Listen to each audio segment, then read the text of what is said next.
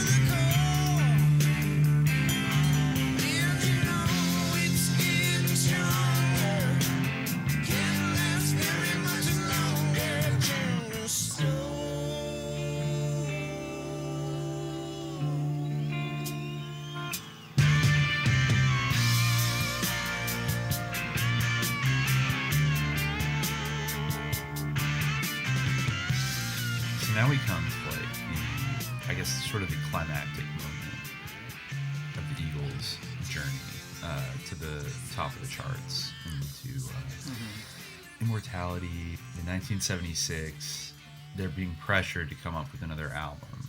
They've been on an upward swing. I think Irving Azoff went and cobbled together like a greatest hits compilation because they were taking too long and sold it without their knowledge, which had all of their kind of first four albums hits on it, which became the number one selling album of the 20th century. I think it sold 28 million copies. But the whole time they were holed up in various studios trying to come up with something. And I don't know, it seems like they were at their peak, but also it was kind of like a rough start. But then, and I'm sure this eats at Don, this ate at Don and Glenn forever, but it was Fingers Felder who kicked it all off. He was sitting out at his Malibu beach house while his son Jesse splashed about in an inflatable wading pool. He'd just been for a swim in his cutoff shorts, and he was still wet, sitting on a couch in the living room, looking out at the sun, glittering on the water, thinking about how incredibly lucky he was, and reflecting, I don't know, all these things. How he had his wife, and that was awesome, and now here I was, sharing this beautiful life with her, playing music, and being paid handsomely for it too. Regardless of the infighting, what we had achieved as a band was pure and bright and true. We created something far bigger than who we were or how we felt individually. The music we made really touched people. I promised myself never to lose sight of that and try my hardest to make the others remember it too. Feeling inspired and picking up an acoustics 12-string guitar I had lying around, I started strumming absent-mindedly while staring out at the ocean, inhaling the fresh salt air, and before I knew it, a few opening chords just kind of oozed out. I played with them, teased them, pushed them further than they'd ever intended to go, and suddenly had something that sounded pretty cool. It was about 32 bars long with a verse and a chorus, a sparkling little gem that fell out of the spectacular view before me. When I had finished playing, the musical vibrations hung suspended in the air before fading into silence. The hairs on the back of my neck were standing on end. Dwayne Allman was right. If your spine tingles, it's working. Oh yeah, he was also friends with the Allman Brothers, like, before he was famous. It's a total Forrest Gump. He says, I had a little TAAC 4-track studio set up in the spare bedroom. I ran back there to put the idea down before I forgot it. I wanted a reggae-sounding backbeat, but the closest I had on my drum machine, an old Roland Rhythm Ace, was the cha-cha, so I played the 12-string on top of that. It sounded okay, but I knew I needed to leave it for a while, so I went off to play with my kids and came back to it later.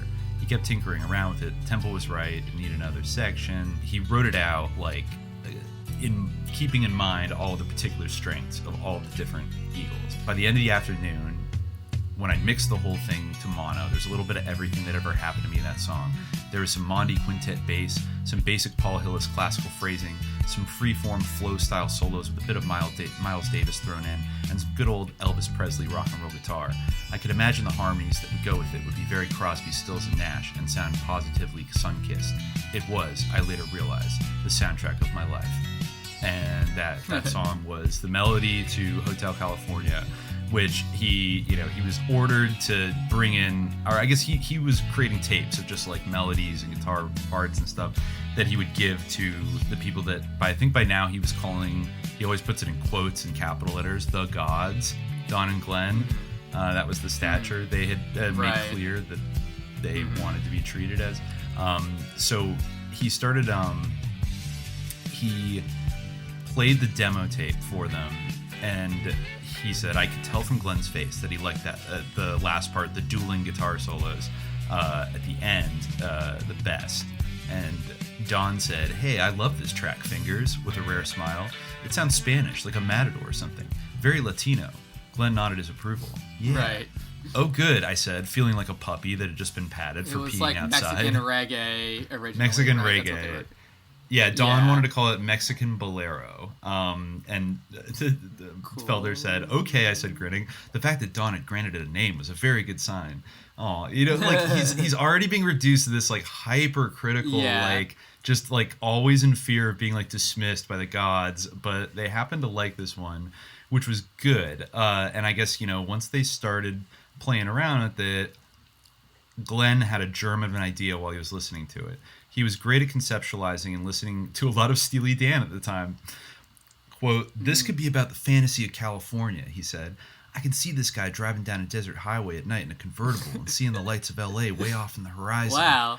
We all knew that went feeling. Right into the song. Yeah. Right? We'd all driven to L.A. from our respective homes and been overwhelmed by the awesome spectacle of the city with its twinkling lights spread before us. Don snapped the image in his mind and took it from there, expanding it to the guy seeing a hotel in the distance and deciding to rest for the night. There, where he is served pink champagne under mirrored ceilings, a woman walks in. It's such a lovely place, he muses with that uncanny gift of his, and as he absent-mindedly adds his smoldering cigarette butt to the dozen he already has lined up in front of him. Quote, this could be heaven, or this could be hell. And, so they're, it took them like weeks of like recording and dubbing and overdubbing and everything else. Felder says he taught Randy how to play the complicated bass part, and Don picked up the reggae style beat on the drums, and Joe worked out the other dueling guitar solo. Eventually, a name kind of emerged from the ether that was Hotel California. And they decided to make it their single, even though it was 6.5 minutes long, which, you can't do that, man. That's crazy. But they insisted to Elektra Asylum, who ordered them to shorten it. Don Henley told them to release it or not at all. And I guess he was right. So, yeah, they busted out this album. There's a little bit... It ended up being basically a concept album, as I'm sure most people know. I don't know, like, you listened to the whole Hotel California album, right? Yes, I did. Mm-hmm. Yeah, what was your thoughts on kind of everybody knows about the song itself, but like, what do you think about the whole album as an experience? I don't know. I feel like for me, a lot of it kind of blurred together. Like, Last Resort like struck me, from the first lines, even though like they were kind of shitting on it musically. I guess, maybe I have I'm more into lyrics, maybe. I don't know. Like, who was shitting on it? Who was shitting on it musically? It was one of the two guys, like Don Henley or Glenn Frey, was saying that, like, musically it wasn't that great. Like, lyrically it was good, but musically it wasn't that great. But I don't know. That like struck me. You know, I was think listening. I was like doing work, you know, at the same time and everything. I'm trying to look at the track list for the album right now, so I can try to remember some of the songs. Right. Life in the Fast Lane. You know, Wasted Time. I remember Wasted Time. Yeah, I remember my girlfriend making a remark about Wasted Time during the documentary. You know, like. But anyway, you know. But it wasn't really wasted time to watch us like perform "Get Over It" and like like 30 minutes. Exactly. Yeah, like but yeah, I guess. Was Wasted Time kind of about the band? I think it was about lost love. I think it was about it's like always a breakup. about lost love. All right, yeah, okay. Yeah, I'm not sure who in I don't know if it could have been directed at like Stevie Nicks or some other relationship that he had. They said that they started around rooting the time of yeah, Stevie it was Nicks, on and off around that time, and they said they started rooting for Don Henley to like get dumped or like break up with his girlfriends, right? because that was like the main good fuel. Songs, yeah, exactly. Right, and you know it's true. Like, like he's such a, you know, I haven't mentioned it until now, but like he's such a like self-flagellating cancer in some ways. The astrological makeup. It is relevant to the era, but the astrological makeup of the Eagles is quite interesting. They're all water signs except for Don Felder. Being a Pisces, right? Yeah, he's a sensitive Pisces. Joe Walsh, Timothy Schmidt, and Glenn Fry are all Scorpios, like alpha. Well, actually, you know who else is a Scorpio again? Taylor is also a Scorpio. Oh no, wait, she's not. She's Sagittarius. No, she's Sagittarius. She's Sagittarius. Right? Yeah, because of the Archer. No, that makes sense. But Don Henley, you know, it should be mentioned, is a Cancer, but he's also a Cancer Leo cusp, and I think that everything I like appreciate about Don Henley is like his Cancer side, and everything I don't like about him is like his Leo side. No, I digress. But and interesting, the only person that got canceled was Virgo, Don Felder. He's the only one who was an Earth sign, and you know, just couldn't hang with the band, had to be purged. So, you know, take from that what you will. Lots of astrology going on here. Is this? Did you pick this up from Witchy Women that you encountered, like in It is Witchy Women. Don Felder also says when he first moved to LA, he was living in Culver City, and his neighbor was like a super witchy, new agey tarot woman. And one day she offered to give him a tarot card reading, and when she did, she like gasped and was like, "Oh wow." And he's like, "What?" And she's like, "You're going to be very rich and famous soon." And this is like 2 years before he joined the Eagles. So, you know, he felt like, hey, you know, they definitely, I think, all were kind of into like their astrology thing, like casually. I mean, he was dating Stevie Nicks. Come on. Like, how could he not? Right. Yeah, but you know, all these guys just like sensitive, touchy water signs, all sloshing around together in the studio and like pissing each other off because they're all super moody and, you know, have so many emotions and stuff. So, The Last Resort is the song that I would like ride with the hardest in terms of saying the Eagles were like, I don't know, like based or like actually made a kind of political statement that was, you know what I mean? Like, yeah, I don't know if you really could say that, except like accepting their much later like Iraq War album or whatever. I don't think you could really say there's like a direct political message. But I would say if you had to stack them up with a band like say the Grateful Dead, who had like their like one or two political songs in the 80s, I think definitely like the Eagles' political statement comes out a hell of a lot stronger than like John Perry Barlow's thing about, you know, throwing stones, you know, like right, maybe because John Perry Barlow's literally descended from the people that Don Henley is criticizing in The Last Resort, like people like Jesus people that raped the land and like bought ugly houses and stole like all the West from the Native Americans. You know, that song really reminded me a lot of a Jackson Browne song from Wait for the Sky that I love, which is Before the Deluge.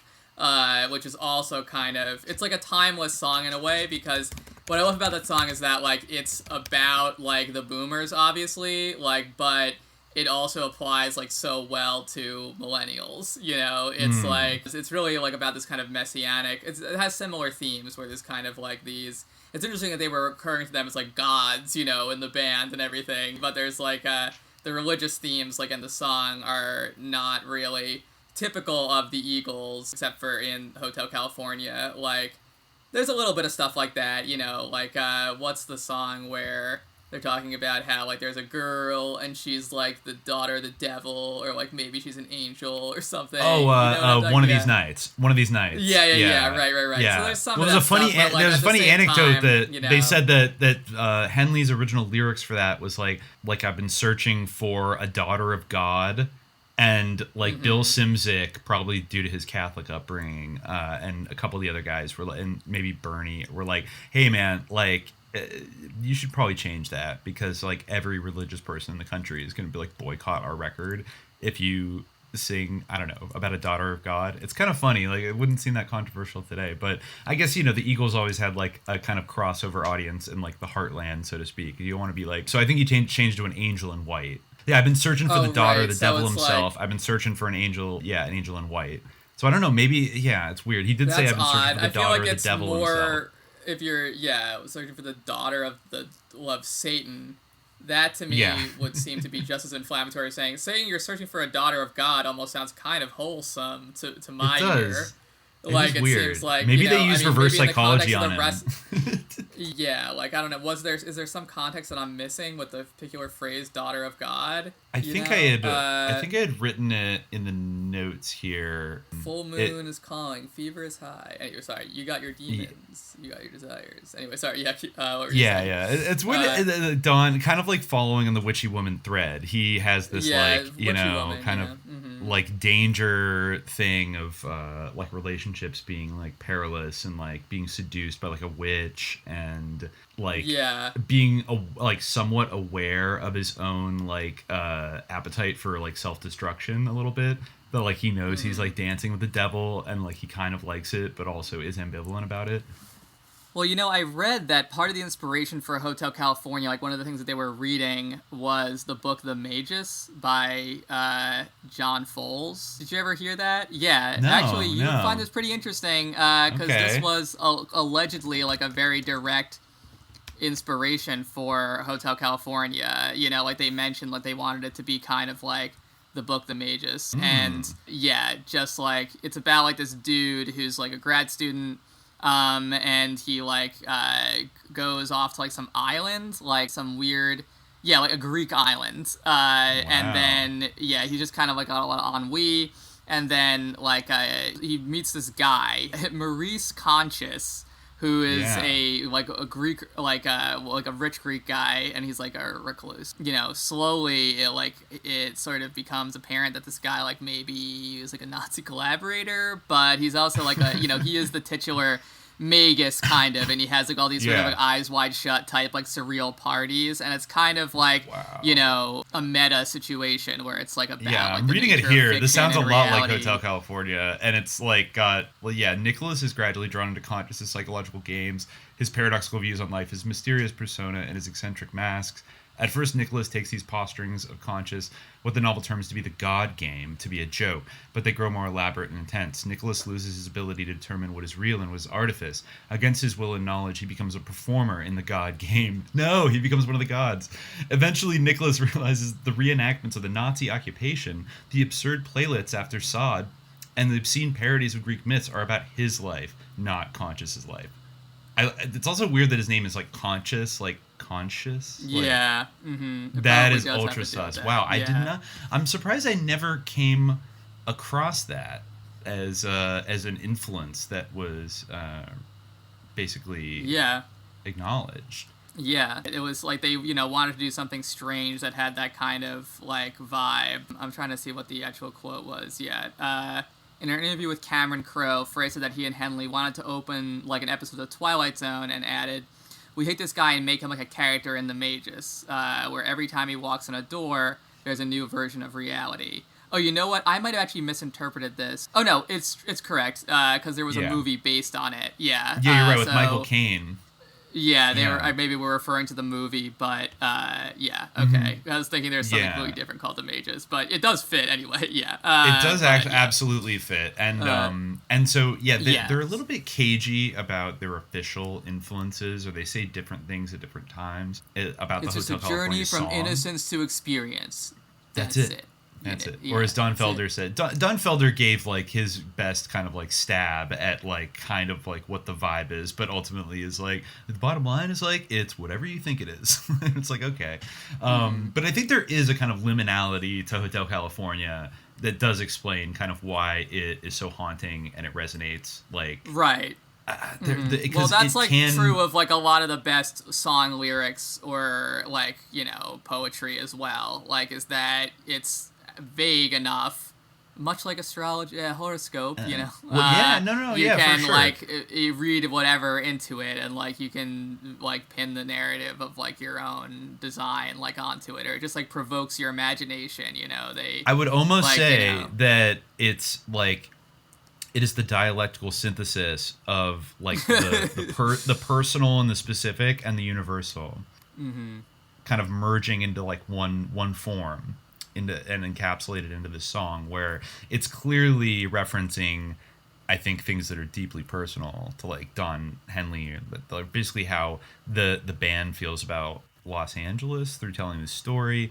And it's like a spooky ghost story. It also has these references to like the Book of Revelation. It also has references to like being a metaphor for drug addiction, like they stab it with their stealing knives, but they just can't kill the beast. And also is like a metaphor for the entertainment industry, and also is a metaphor for California, and also is kind of a metaphor for America in general, as like this in this hedonistic like 70s, like, you know, spiritually adrift and like hedonistic moment of like the mid to late 1970s in America. And also the central idea of like California being both like this beautiful kind of like seductive beacon of like a place to go to find refuge, and then realizing it's like a satanic trap. On a dark desert highway, cool wind in my hair, warm smell of colitas rising up through the air. Up ahead in the distance, I saw a shimmering light. My head grew heavy and my sight grew dim. I had to stop for the night. There she stood in the doorway. I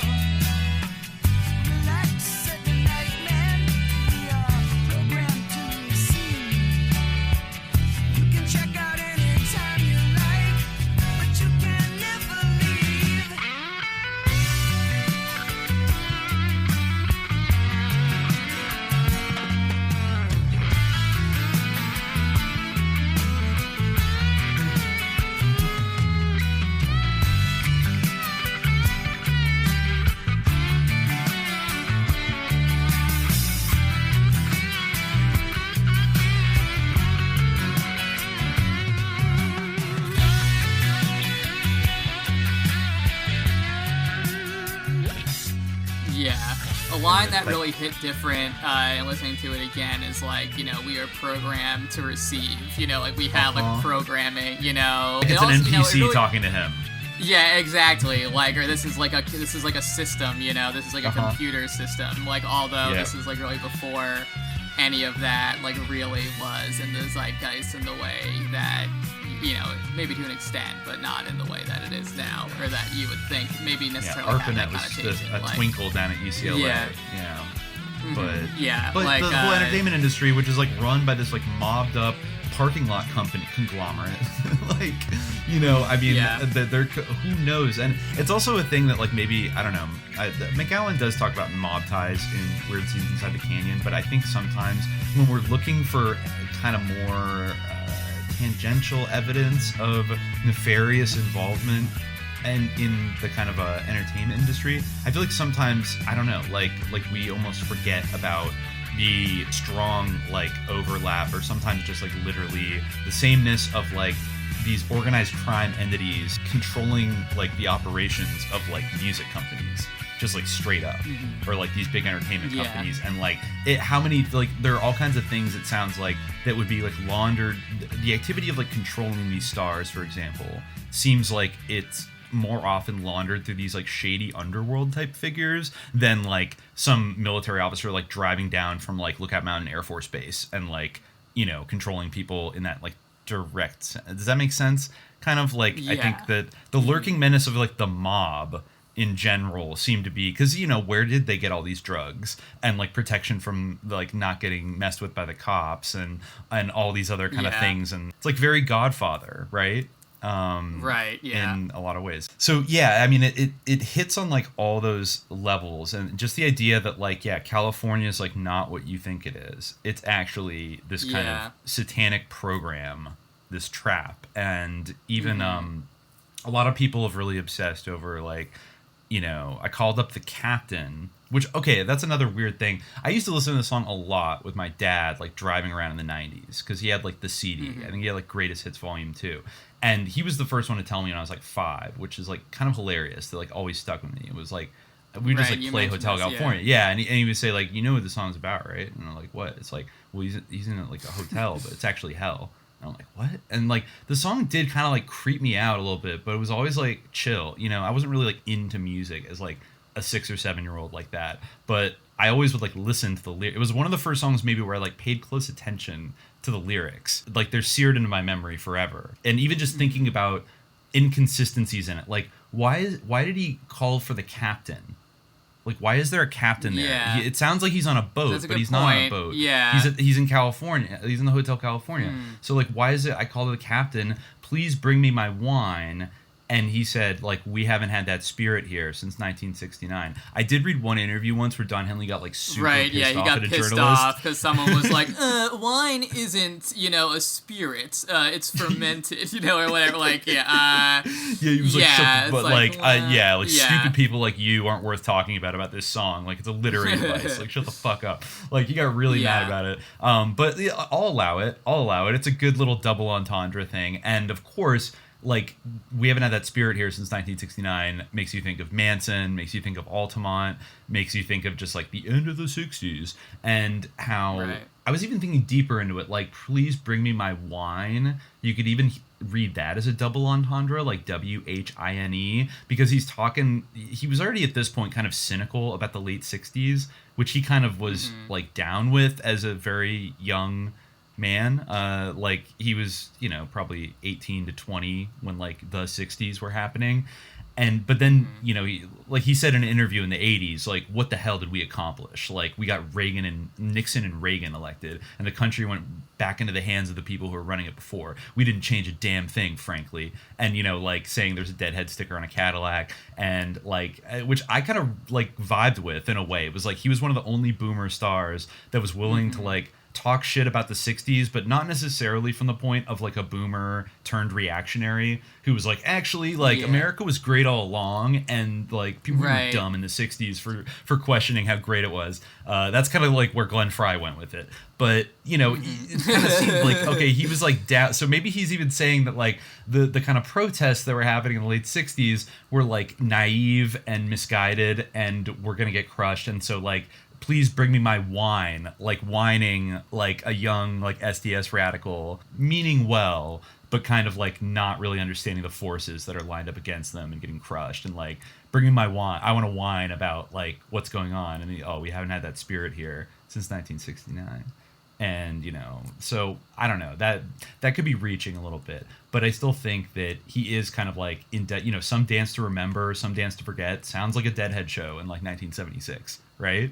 Mm-hmm. Yeah. Like if anybody's ever been to like a boomer band concert, like in their lifetime over the last, like, I don't know, 30 years, like, you know exactly that vibe of like, you know, I don't know, like boomer, like parrot heads or anybody like that, kind of just like awkwardly like dancing, you know, like doing a kind of like whirling dervish kind of thing. And it's like, yeah, you know, some dance to remember, some dance to forget. Mm-hmm. Or if they, you know, they're still taking acid, like they're just forgetting.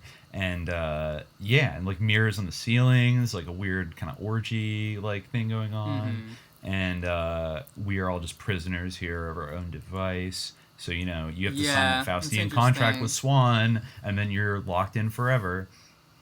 Right? Yeah. In a way, like, I wonder if the Hotel California is, like, kind of, like, you know, the body, or, like, the self in, like, some way, you know? The id. That's... Or, like, the... Like, what you're inside, you know? The externality, like, of the body. Whereas, like, the self is like within it, you know. The hotel would be the outside. Yeah, I mean, that's like an kind of esoteric reading, but you know, like the mirrors in the ceiling, you know. Oh yeah, we're getting into like Ariana Grande video territory of like your splintered reflections of or well, like, you know, the eyes are the mirrors of the soul, you know, like are this like your own eyes that like, you know, only reflect things. Again, like another thing about the Eagles is that like they were like, you know, I mean, as we talked about, they were like on drugs. Apparently, like they like, you know, went out to vibe by the fire and like do a bunch of peyote and like experience eagles, like, you know, in Joshua Tree where Graham Parsons died. And exactly, right, and then they saw an eagle that sounded like it. They saw it like it was like comically like oversized, like bigger than it was, like flying in front of the sun. Yeah, and it was like then, mocking them because like Glenn Fry was like trying to pull his pants up and pee, and like the eagle was like looking down at them, being like, "You think you are eagles," like or whatever. Like that was their interpretation. But Felder says that actually Felder interestingly said, because he wasn't there, but Bernie I guess told him that like Bernie had been reading like a lot of Carlos Castaneda. And actually, like I guess they did see an eagle while they were out there tripping on peyote. But I guess he'd been reading this book that like the Hopi Indians had like revered the eagle as a symbol of like upright morals, and also the creature that flew closest to the sun, which is half true, like half relevant, I guess. You know, they did fly close to the sun. And of course, just like, I mean, hey, you know, if that's how you had to get the name, I guess it works. I mean, what's more like Americana? I mean, it's funny that Eagle? Didn't one of them say like I wanted to be like a West Side Story type gang or whatever? Yeah, Glenn Fry like said really that. Funny he that wanted it punchy and like the Jets or something. It's really funny that like that's what you'd be like. You know, we want to be really masculine and cool, like the Jets and the Sharks from West Side Story. You know, like all right.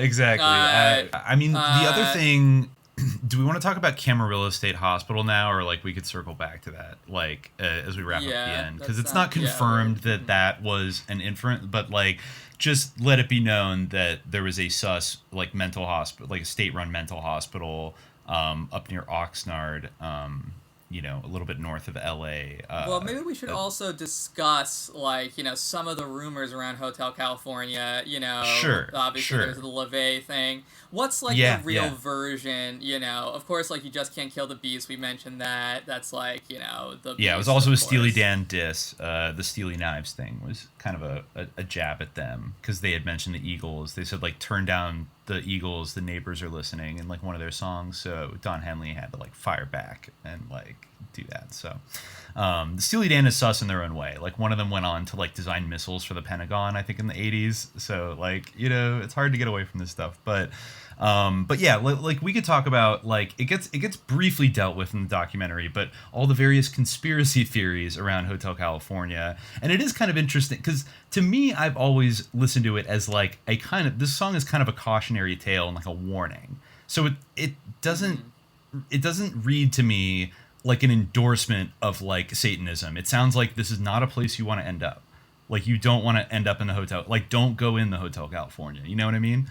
Like, drive away. Yeah. Like, it's dangerous. Right. Like, you're gonna get enslaved. So, like, it's hard for me to imagine that this whole album, and, like, with the exception of maybe, like, Life in the Fast Lane, but even that is, like, it's more like just telling a story about some cokeheads and, like, how they destroy their own. Even that's, like, a cautionary tale. Like, they burned out, basically. So, like, the whole album, it doesn't strike me as something that's, like, endorsing Satanism, but I guess that's what some people thought in, like, the 70s and the 80s, and a lot of it revolved around this, like, open spread picture when you, like, opened up the vinyl that was, like, kind of a group shot of, like, the band and, like, I don't know, their roadies and groupies and all these other people kind of dressed up in, like, eccentric costumes, like pimps and, like, hookers and drug dealers and gangsters or cowboys or what, all the kind of, like, California, I don't know, outlaws or whatever, and in kind of like the open atrium of I forget which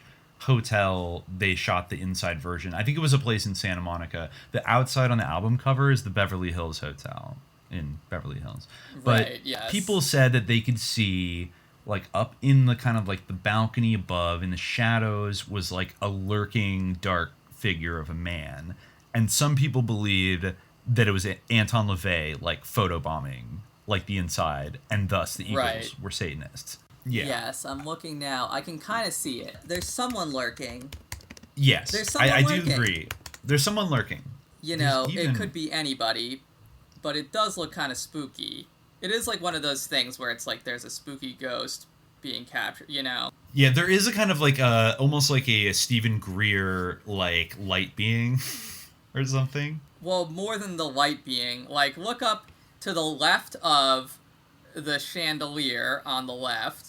Okay. Like, is that not a person standing, like, in a doorway or something up there? Or is that a picture? It does look like a person. Like, it looks like a head.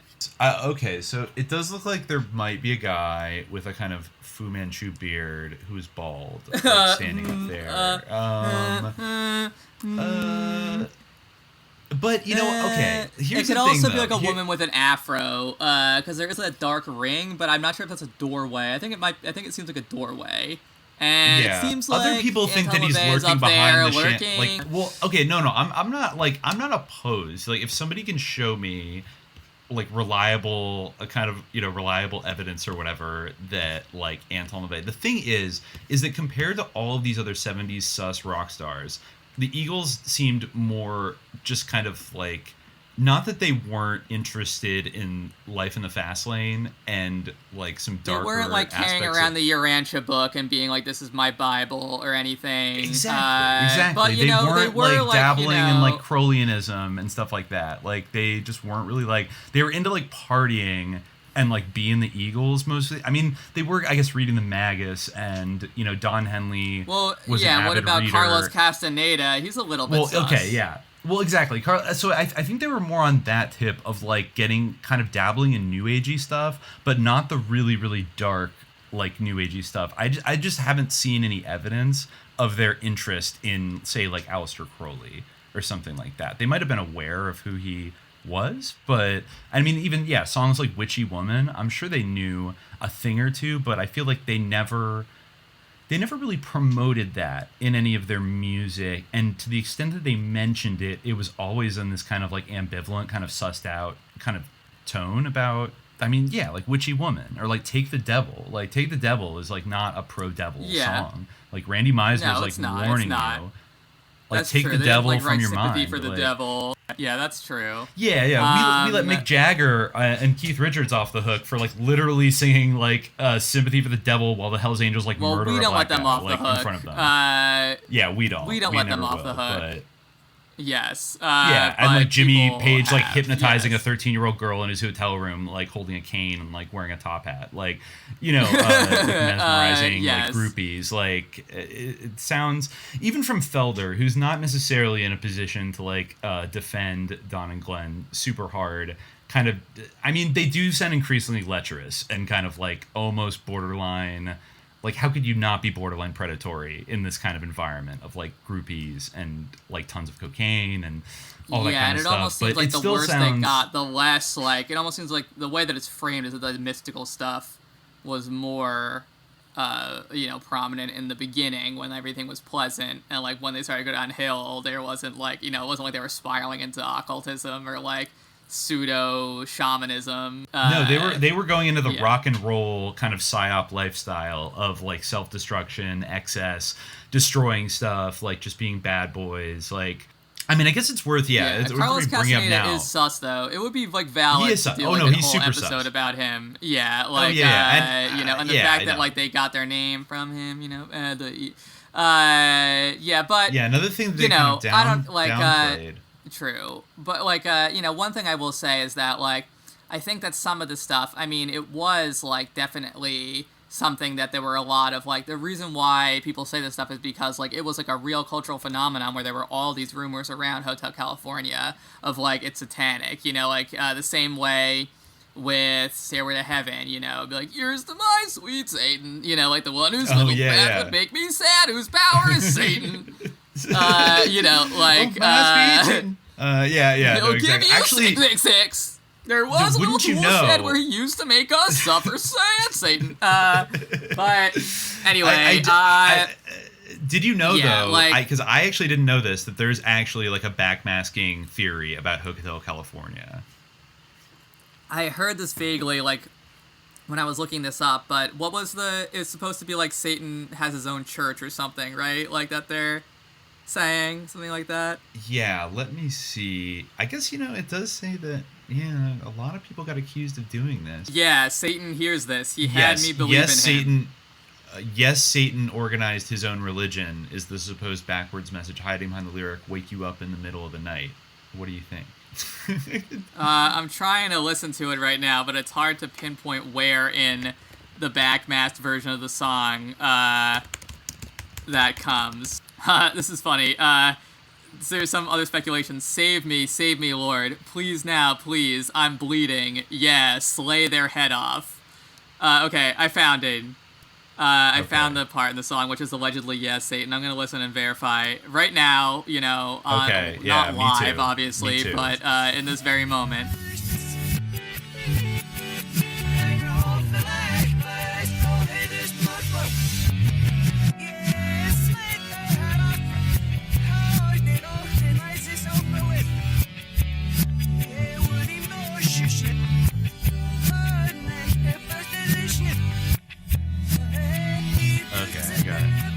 I hear it. Oh no. I hear it. I hear Satan organize his own religion. Okay, wait. Don't talk for a second. I'm gonna. What is it, around 3:30? No, I have it around in the backwards version. It's like right at where is it? 4:48. I'll put it in the chat. I'll put it in the chat here. This is the version I'm using.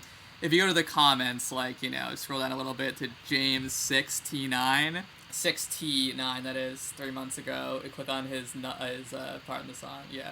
Okay, that sounds like... Wait, hold on. Don't talk for like 10 seconds. I definitely heard something.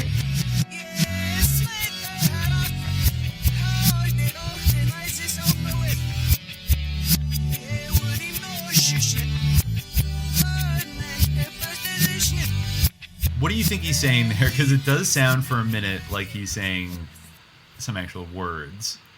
Yeah, I do hear what people say that, like, it does sound like, yeah, Satan. Yeah. Yeah, he organized his own religion. It does sound like that, you know. A little bit, yeah. No, it doesn't. You know, there's a little bit of paranoia, you know, happening, but, you know, I also can hear the backmasking in, I can definitely hear the lyrics, especially if you're told what it is in advance, you know, but...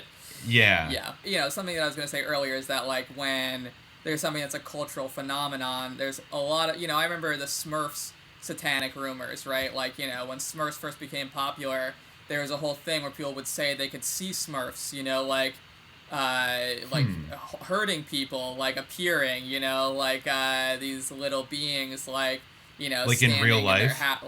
Yeah, exactly, like people being like haunted by Smurfs. So like when these things become cultural phenomena, like, you know, and there's also the Pokemon and being evil stuff, you know. Yeah. You or know, the Smurfs, like tulpas, you know.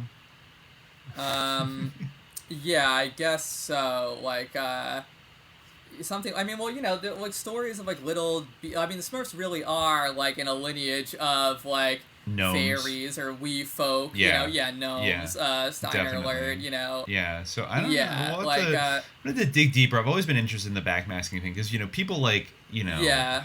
I don't know. People like Led Zeppelin, like, of course they would do that. Like they seem like exactly the type of people that would. They were, you know, Jimmy Page was the producer and he was a Crowleyite, so it kind of makes sense that he would do that.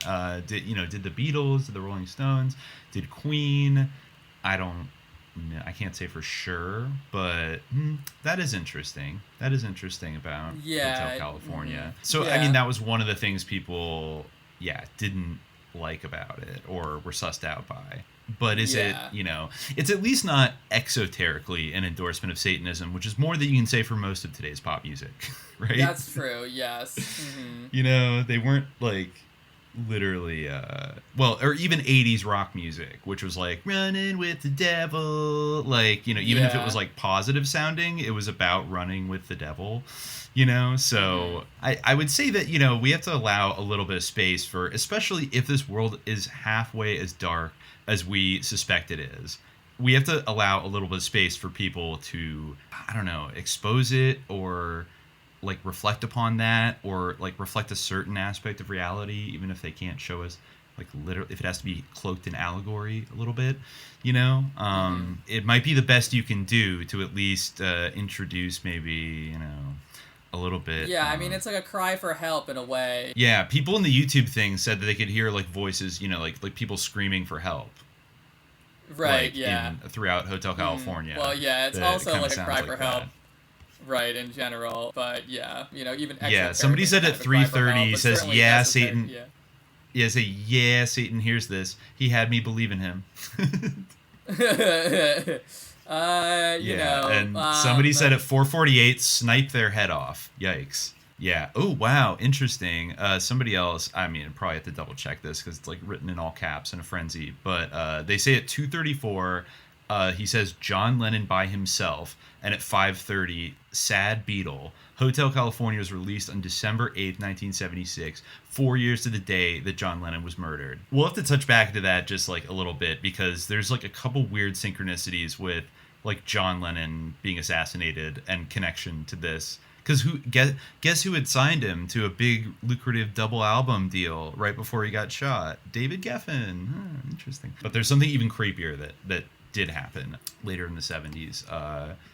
But yeah, I mean, the hauntology of Hotel California, there's also the mental institution thing, which like it has always been denied very steadfastly, but that was a very notorious and allegedly haunted mental hospital that is done in a Spanish colonial style that looks very similar to the Beverly Hills Hotel.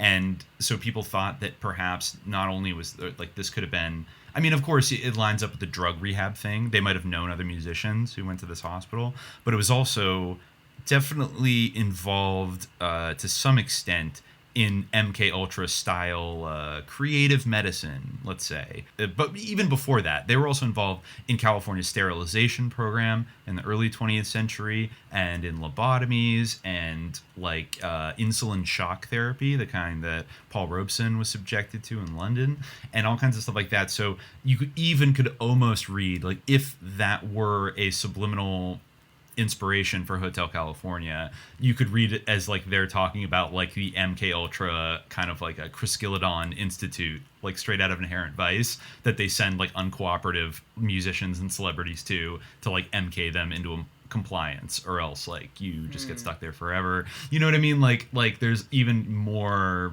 kind of like sinister lines you could draw, but it's, you know, that one's liminal. Even the cover of Hotel California, the mysterious lurking presence of Anton LaVey aside, is kind of like eerie looking. For sure. It It's very eerie looking to it. Yeah, exactly. And you know, it's still there today, Beverly Hills Hotel.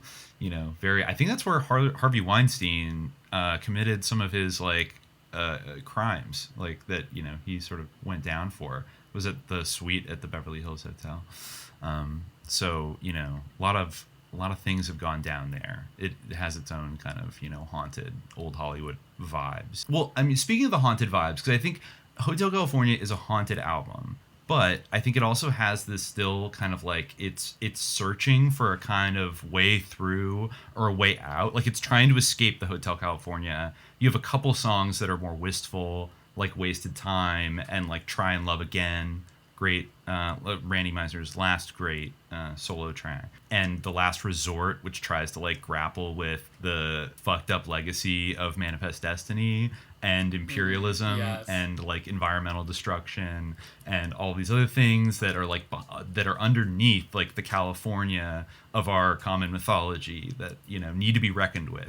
You know, as he says, much like, we mentioned wasn't it that, you know, in our episode, like there's no whoever frontier.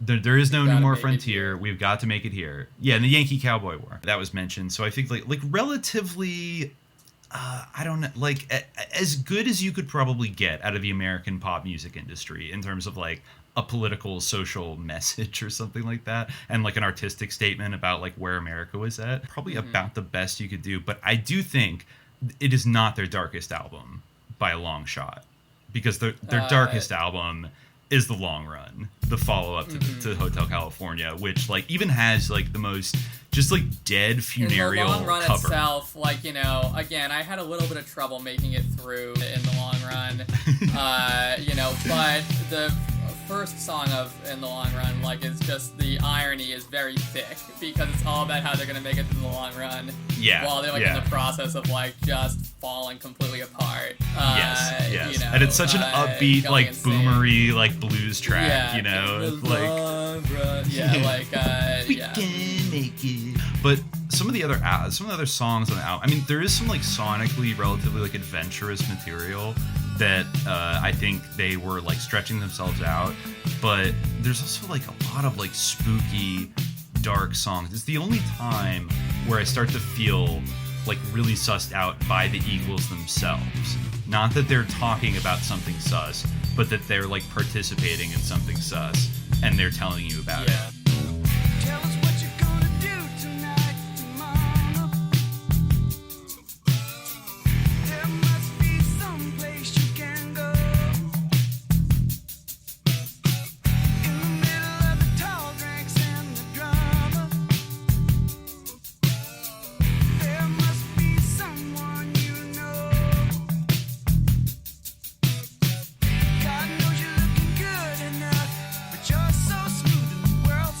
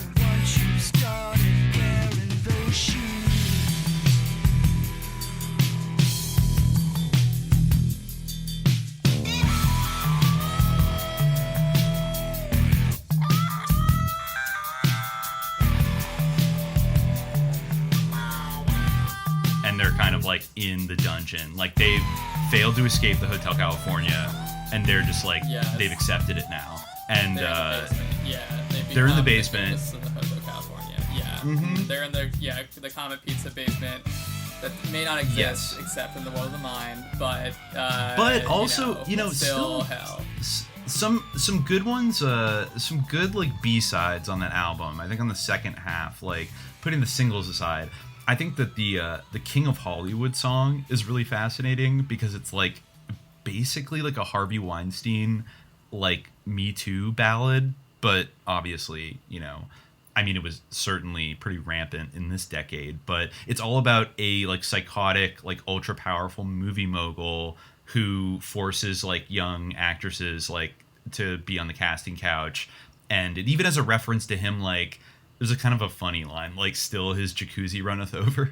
And I think it's like still he cannot get off. And so it's like he's like so overindulged, like, just like kind of exploiting these like young hopeful actresses that like he can't even get it up anymore and his jacuzzi runneth over. But I actually like it musically. Like it's a very like smooth, like haunting track. I think it's one of the better ones in the album, and at least it's like, okay, like you guys are calling out I don't know if they're calling out like Bob Evans or somebody else. It seems like that was maybe the archetype they were critiquing a little bit, but then they have a couple other songs that make you go a little especially given what happened with Don Henley in 1980, which we'll get to. But the two ones are like, well, Those Shoes is, I would classify it as like one of the more like sonically adventurous kind of songs. This is a very weird beat, which actually I was familiar with years before because it was sampled by Rick Rubin in the Beastie Boys' High Plains Drifter. I don't know if you've ever heard that song, but they like sampled the Eagles drum beat from Those Shoes, which I thought was kind of hilarious. That like, oh, the Eagles got like sampled by a rapper. I'm amazed they allowed it and they didn't like try to sue the Beastie Boys for doing that. But so like I've always had a soft spot for that like weird kind of I don't know what it is. It's kind of like it's like a weird eclectic like drum beat that he uses, and like there's these like bizarre like talk box like dueling guitar solos. But the whole song is like kind of about like like a young woman who's like wearing these like fancy shoes, which I guess I forget what brand it is. They were popular at the time, and there's all these men like they like everybody that you talk to, they just want to get their hands on you, and they offer you tablets of love. And then I think I have to double check the lyrics, but I don't know. Don Henley is just really letting his like licentious like hey like kind of vibes like hang out in this album in a way that I think he like pulled back on. But yeah, let me see. He says, ooh, they got the kid glove. I never understood like what kid glove, like handle somebody with kid gloves, but that's like a very creepy line. Like they're waiting for you, got to score you, handy with the shovel and so sincere. Ooh, they got the kid glove. You just want someone to talk to. They just want to get their hands on you. You get whatever you choose. Oh no, you can't do that once you started wearing those shoes. I mean, he does mention desperation in the singles bars, all those jerk-offs in their fancy cars. So like at least he's talking about somebody who's presumably like over 18, but like I don't know. Like tell me what you're gonna do tonight, mama. There must be someplace you can go. In the middle of the tall drinks and the drama, there must be someone God knows you're looking good enough, but you're so smooth and the world's so rough. You might have something to lose. I don't know. Like you got those pretty little straps around your ankles, got those shiny little chains around your heart. You got to have your independence, but you don't know just where to start. Why do you have to be the one, Don Henley, to tell her where to start? And then but then it gets worse. And I had to do it in the spirit of like, I'm not just being a dumb like Eagles stan. Like I will criticize where I see something going on. The first hit on Google is like on an Eagles forum. It says, "Am I the only one who likes Teenage Jail?" And that's I actually do kind of like Teenage Jail, but the lyrics are sus as fuck. They're so fuck. This is the one Glenn Frey song that he contributed to the album. Don Felder like really goes in on it. in the book in a pretty hilarious way, where I think he says that he says Glenn had only brought one song to the album so far, a number called Teenage Jail, which was by far his worst writing effort and had a crazy balls-to-the-walls guitar solo at the end of it. My solo was a result of a 4 a.m, whacked-out, coked-out session, and to this day, I'm embarrassed to have played it. It just keeps lingering like a bad smell. And yeah, like, actually, I think he's being a little too hard. The guitar solos at the end are completely, they do sound like completely coked out, like 4 a.m, but like it kind of fits the vibe, because this is the most like infernal, sleazy, like dark song that the Eagles I think ever put down and like released.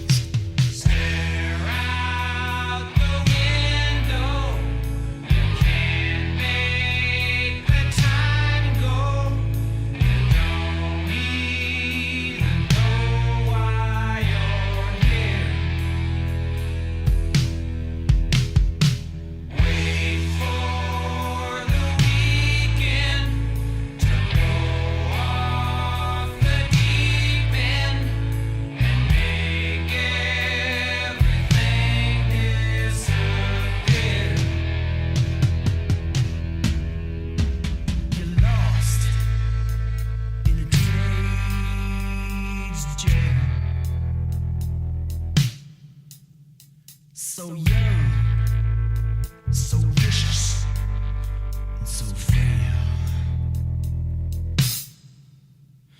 Where something is always for sale. You're lost in a teenage jail.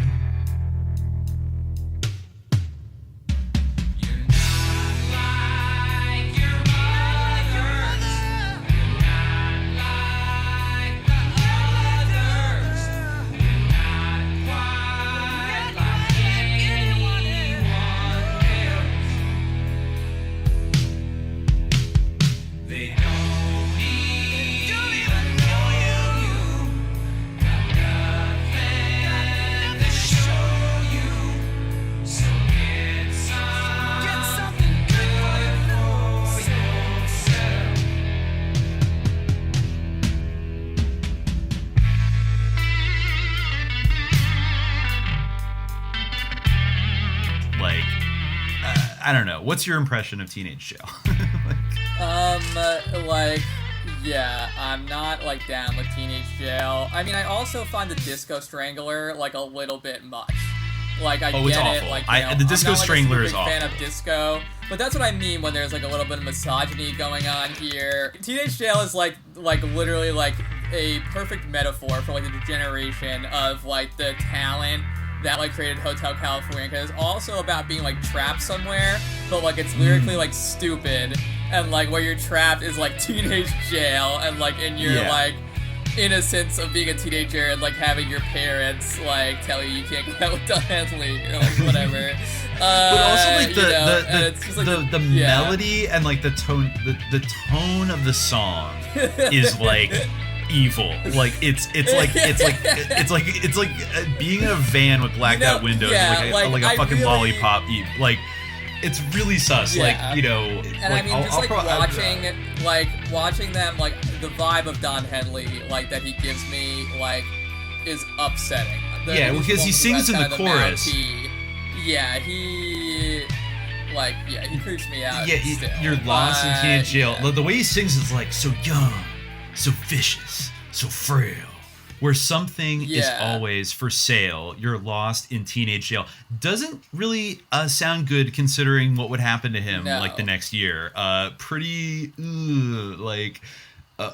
okay, like where something is always for sale, lost in a teenage jail. Like, you make it, go off the deep end, make everything disappear. So, like, take drugs. You're not like your mothers.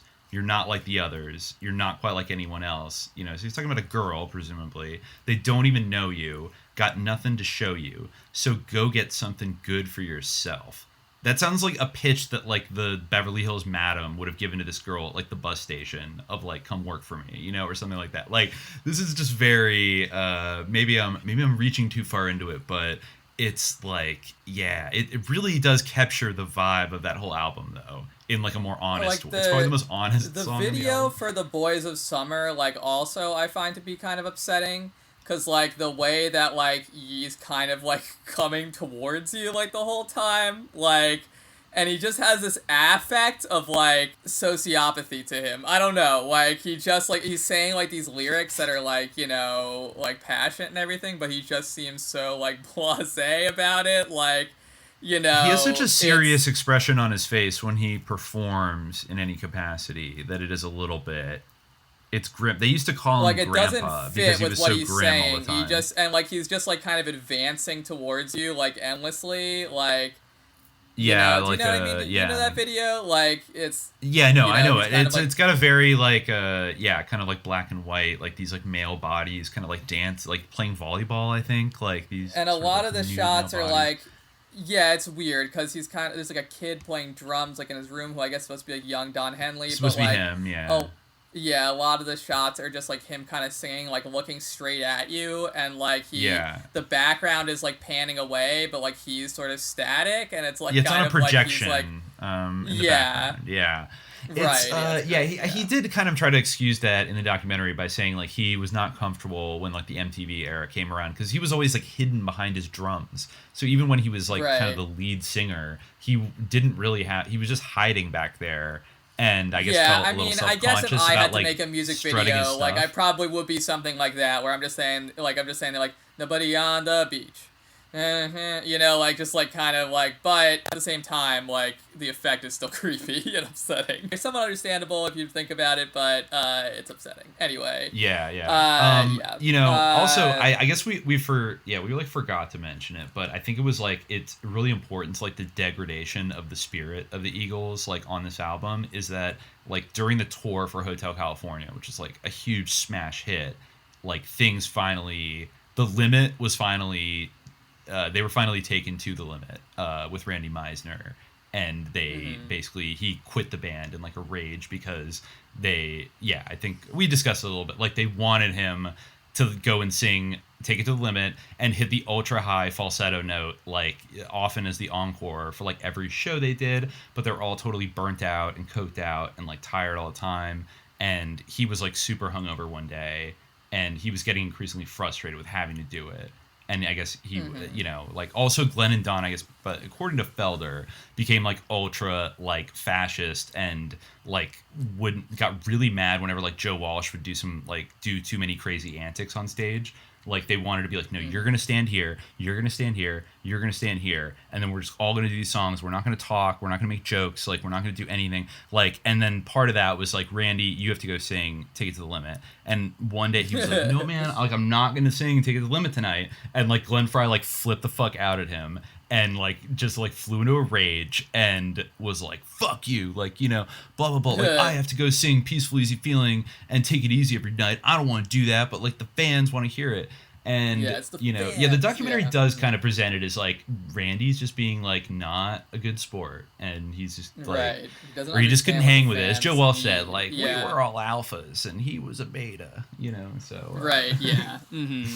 Yeah, Randy was. I mean, alpha. A beta is maybe just, like, not, like, in a state of megalomania. Yeah, I mean, I guess it's not very alpha. I mean, I guess it's not.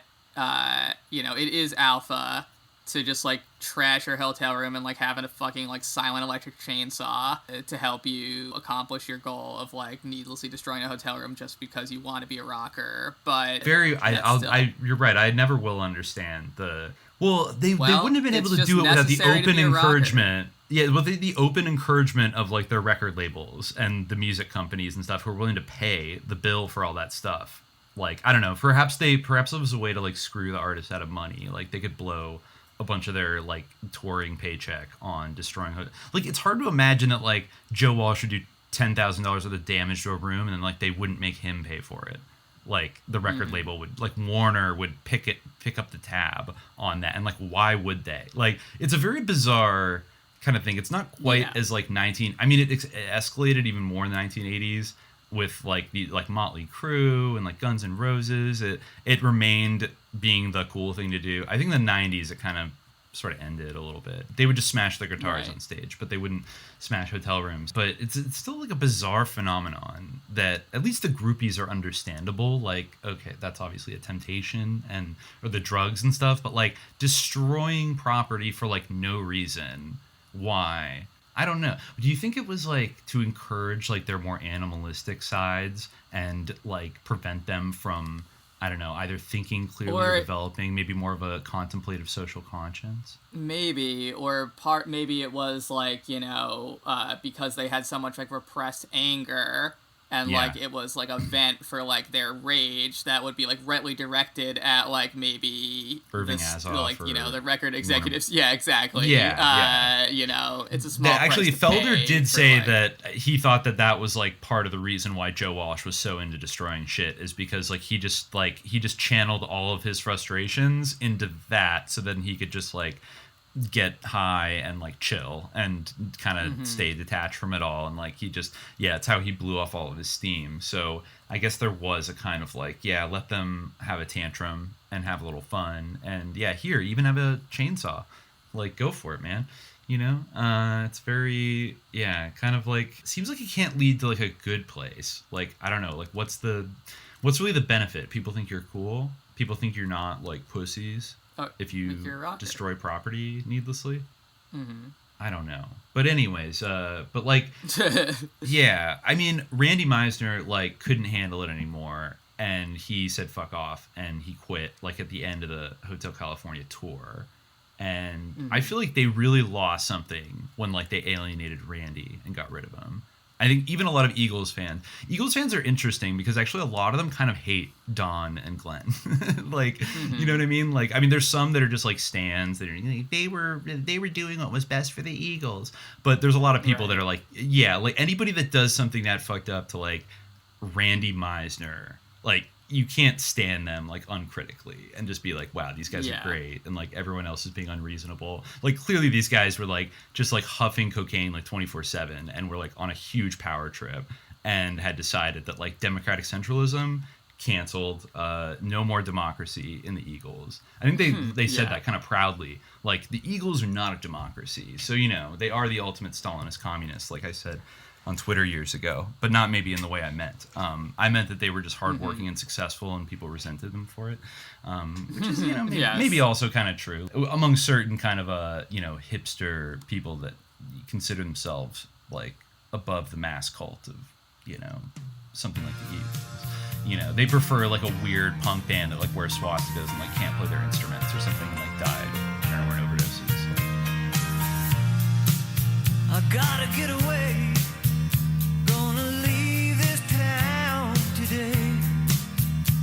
It's been too long a time, I've been ready to go, but I just couldn't face it. My back's to the wall, oh, don't you know, I can't take it no more. This time in my life, I know I won't be coming home. Can't you see? In my eyes, I'm gonna have to go it alone. I don't know where I'm going. All I know is that I gotta get away from here. But yeah, once Randy was gone, they just replaced him. They did the same thing that they did the first time and just like took the basses from Poco, which is great, by the way. Like Poco, not a bad band. But they just took Timothy B. Schmidt, who had been the bassist, and were like, want to be in the Eagles, and they just replaced him. He also sang falsetto, played bass. He's just kind of there. You don't really need to talk about him that much. I mean, I think he like filled the void of Randy, and I think I Can't Tell You Why is actually a pretty dope song. I don't know how you feel about it. Did I even listen to it? I searched the lyrics to it. So, definitely would have. If you just hear the opening like keyboard, you'll like probably recognize it. Yeah, I don't Very really have an smooth opinion R&B that I can track. remember. It's Looking at the fine. lyrics, I'm not like getting much from this in terms of the actual lyrical content. But if I heard it, maybe I would remember. The lyrics are nothing special. That was like basically a Timothy Schmidt song. They also like ran out of inspiration at this point and had to bring in a bunch of other people to like give them songs. to do for this album. So like, thankfully Timothy Schmidt had that song lying around so he could just do it. And then like Joe Walsh had a song that I think was in the Warriors soundtrack, In the City. And then I think they had to bring Bob Seger in to provide Heartache Tonight. And then like Glenn only had Teenage Jail.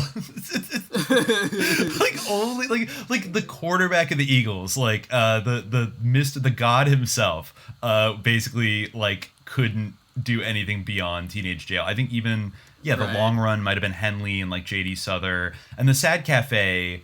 It's an okay finish, I guess, to be like the last song on the last Eagles record about the troubadour and like Don Henley kind of musing on like why he made it and other people didn't, or just like died or faded away, and like why fortune smiles on some. But it's interesting, he says like, I don't know why fortune smiles on some and lets the rest go free.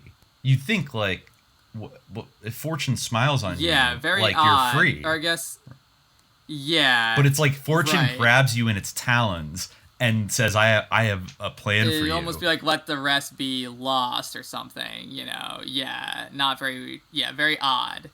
Yeah, it's like instead of smiling on you, it's like the opposite is like not smiling on you, but like lets you go free, as if it's like a mixed blessing if fortune smiles on you. And I mean, look at the trajectory. That is I think maybe that's correct. Actually, that song does have some great like kind of like transitions and like smooth ass vocals. It's not bad.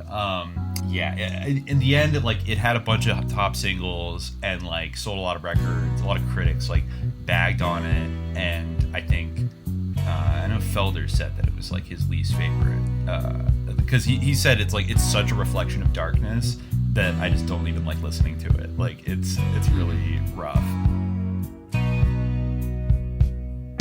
Out in the shiny night, the rain was softly falling. The tracks that ran down the boulevard had all been washed away. Out of the silver light, past came softly calling.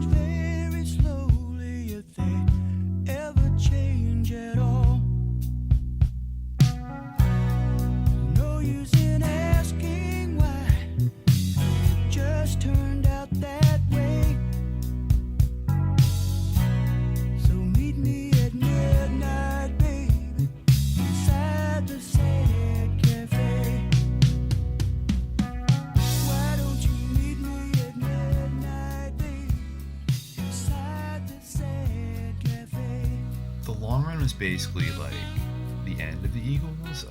They broke up in a pretty like memorable fashion at a political benefit concert in Long Beach for Senator Alan Cranston.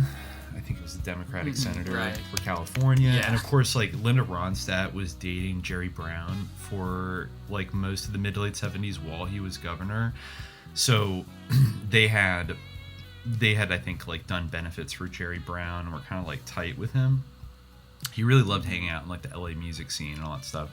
But they did this benefit, and I guess, you know, Don Felder describes it like pretty I think probably better, because in the documentary it's sort of portrayed as like he was being an asshole, and like that's what made like I guess what happened is like he was totally like kept the Eagles. Yeah, he ruined the Eagles basically. Like everything gets put on Felder as like he was the bad guy, and what he said was that I guess at this point it was like Irving, Don, and Glenn were like making all of the decisions, and then they decided, you know, that we were going to do these like political benefits, and like Don Felder didn't really feel like the things they were choosing to do like really made sense, and like he just decided like this is what we're gonna do. So now we have to go. So he really dragged them around and like make them play all these free shows for like politicians that they liked, and Don Felder was not particularly super, even though he did have kind of like lefty political leanings. He did mention he was disappointed seeing the Eagles for the very first time, that like they didn't have any commentary about Nixon's re-election or like the escalation in like Vietnam, and they just like played their music and like didn't say anything. And he thought that was a little bit like odd, I guess. So he had these like, but he wasn't like super, unlike say like Don Henley, he wasn't super into like, I'm going to become like a activist celebrity or whatever.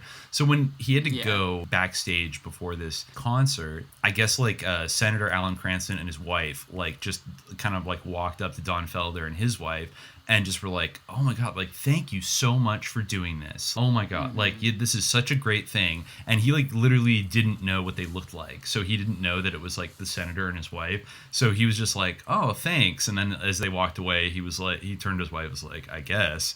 And like Glenn Fry like overheard it and saw it, and he thought it was like a direct insult to like him to like insult the senator and his wife, and was just like absolutely apoplectic. And then they had to go on stage, and the documentary does show this in a pretty funny way of like, I guess Bill Simsick like recorded their mic audio like throughout the show, and they were just like threatening to beat the shit out of each other. Yeah, and it's like hilarious. kill each other. Yeah, it's literally like a skit or something where they're like, you know, just like in between songs, or like, you know, they're like doodling their little songs, like, you know, take it easy, like smiling and just like, I can't wait to fucking kill you. Yeah, like, 3 more songs. Yeah, like 3 more songs. Let's go. Yeah, let's exactly. go. Yeah, they're just like, really, kind of maybe a testament to their musicianship or whatever, or just their ability to like put on a facade.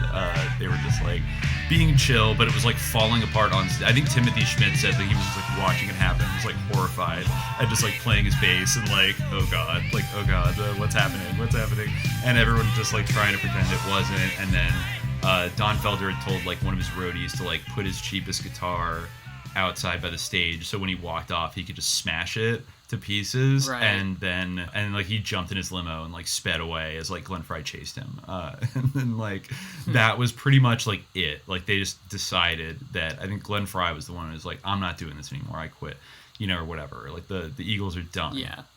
So it ended, and quite suddenly I guess Felder kind of thought that like maybe they could talk or work it out, but basically like didn't talk to like Glenn Fry basically for like over a decade. Like he just like froze everybody out, and he says here, this is going to lead into the last thing that is really the elephant in the room that I think, you know, Subliminal Jihad cannot neglect to mention, is the incident that happened in 1980 with Don Henley, and which was the subject of a quite popular and even reported, I saw a Daily Beast article mentioning it from 2018 at the height of the Me Too movement. The blog Crazy Days and Nights published this like blind item that was about this incident basically, and I'll read how Felder describes it first, which is kind of the more normative way of describing it, and then we can read what Crazy Date Nights said happened. So Felder said that the only headlines after we broke up, the rest of us were making, were unwelcome ones. Don Henley threw a party at his LA home at which a minor took an overdose of drugs. The paramedics had to be called, and the 16-year-old girl resuscitated. Don was arrested and charged with possession of marijuana, cocaine, and quaaludes, as well as contributing to the delinquency of a minor. He claimed he never even knew she was there, among all the other groupies and partygoers. He was fined $2,000, placed on probation for 2 years, and ordered to attend drug counseling. Later that same year, and I actually didn't know this, he and his actress girlfriend were involved in a plane crash in Aspen.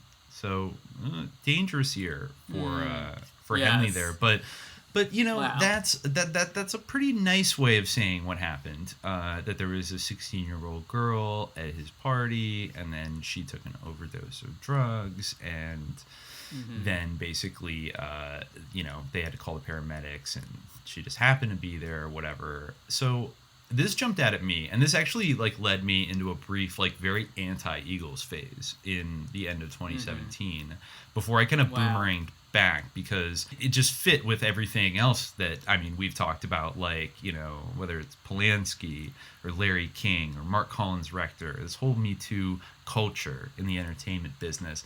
And I never really considered, I wasn't aware of this story about Don Henley, but the way NT Lawyer at Crazy Nights described it was pretty shocking. So here, I'll read that now. Okay, it was from Sunday, November 12th, 2017. Blind item number 1. He made millions from raping young girls. Him. So this is a blind from a guy named Him with 4 M's that was rumored to be maybe Robert Downey Jr., who would exist in the comments. And actually, just funny story, side note, this guy, he died a year or 2 ago. So he's not around anymore, and apparently is not Robert Downey Jr. So that's been cleared up. Second of all, he blocked me on Twitter because he started posting on Twitter around not long after this blind came out, and had an account, and he just had this kind of cloying, obnoxious style, and was claiming to dish on all this Hollywood stuff. But I just found him a little bit sus or whatever. But he had posted this tweet about a song by Stephen Stills, who, childhood friend of Don Felder, military brat, that Dave McGowan kind of went into. And he had a song called, I think, Midnight Flyer, which is basically about a CIA mercenary pilot in Southeast Asia, flying low over the jungle, dodging the North Vietnamese radar to do secret missions or whatever.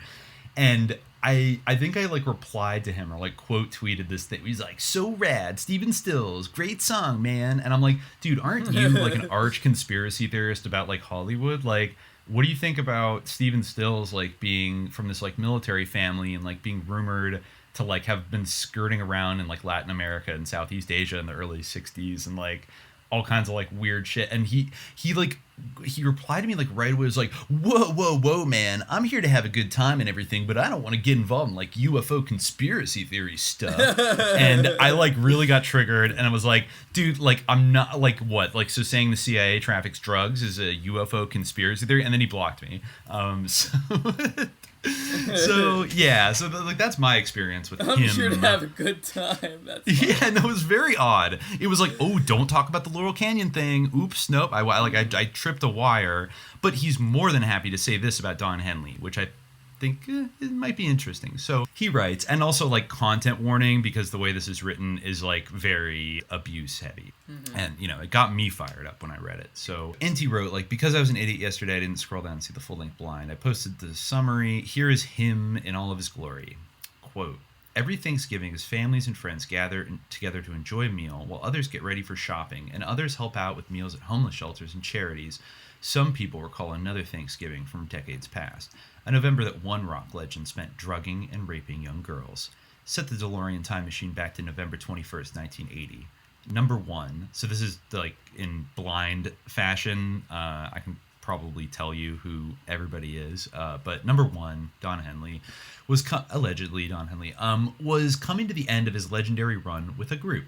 They had made tons of money and would go on to make more and more, but the fame, money, and adoration was not enough for this rocker. Fueled by drugs and unquenchable appetites, his disgusting lifestyle and the victims left in his wake was horrible in its day and would land him in prison if he did it today. Number 1 had developed many nasty habits and lifestyle choices that made Roman Polanski look normal. But I don't know if it's that easy to make Roman Polanski look normal. But the rocker was always protected. His past girlfriend, number 4, was always there to support him, as was her then boyfriend, number 5. Both were always at the forefront of feminist causes, and possibly the most powerful couple on the California or even national scene. He must be talking about Linda Ronstadt and Jerry Brown. It also helped to have the most powerful people in show business to protect you too.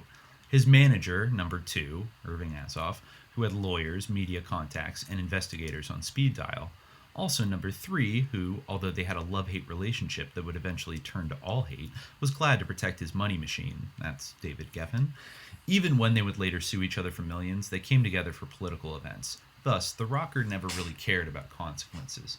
That November, holed up in his California mansion a week before Thanksgiving, the rocker made his usual call to his usual madam, number 6, and he requested, quote, the usual for dinner. The usual for him meant young girls, and he had done this many times, both at home and on the road. He made Jimmy Page look like a gentleman. The madam routinely searched for new talent at bus stops and runway shelters. She had just found a new 16-year-old girl who looked young and liked to party. She was also very desperate and very scared. When the madam made the offer to her for a night's work, it seemed safe enough with such a huge star. The madam promised no sex involved, that the rocker just liked to hang out and smoke dope and drink.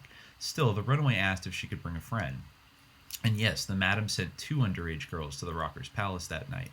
The friend accompanying the 16-year-old runaway was another homeless girl who had just turned 15 years old that week. She had just run away from a violently abusive home and was still a virgin. The madam got to double bill the rocker for that visit. On arrival, the girls were fed cocaine to get them excited and Quaaludes to keep them calm. They smoked a lot of pot, and after a dip in the jacuzzi with the rocker, they all 3 headed to the bedroom. The entire time the rocker kept asking the girls to do things to each other, which neither had done before. They figured maybe if they did each other, he wouldn't do them. They were hesitant and scared, and the rocker got more and more violent. He kept taking Polaroid pictures of them all, doing everything, which embarrassed the girls. The 16-year-old asked to leave. The rocker told them they couldn't because they'd be arrested, and it was too late to call a cab. He pushed more and more drugs on them both. After the 15-year-old passed out, he began raping her. Then he began raping the 16-year-old. When the younger girl woke up, she was scared to death and saw her friend was having convulsions. The rocker was ignoring her, yelling on the phone, talking to someone later revealed to be Irving Azoff. Then the paramedics arrived. They walked into a scene they described as, quote, Sodom and Gomorrah, with drugs, vomit, and booze everywhere.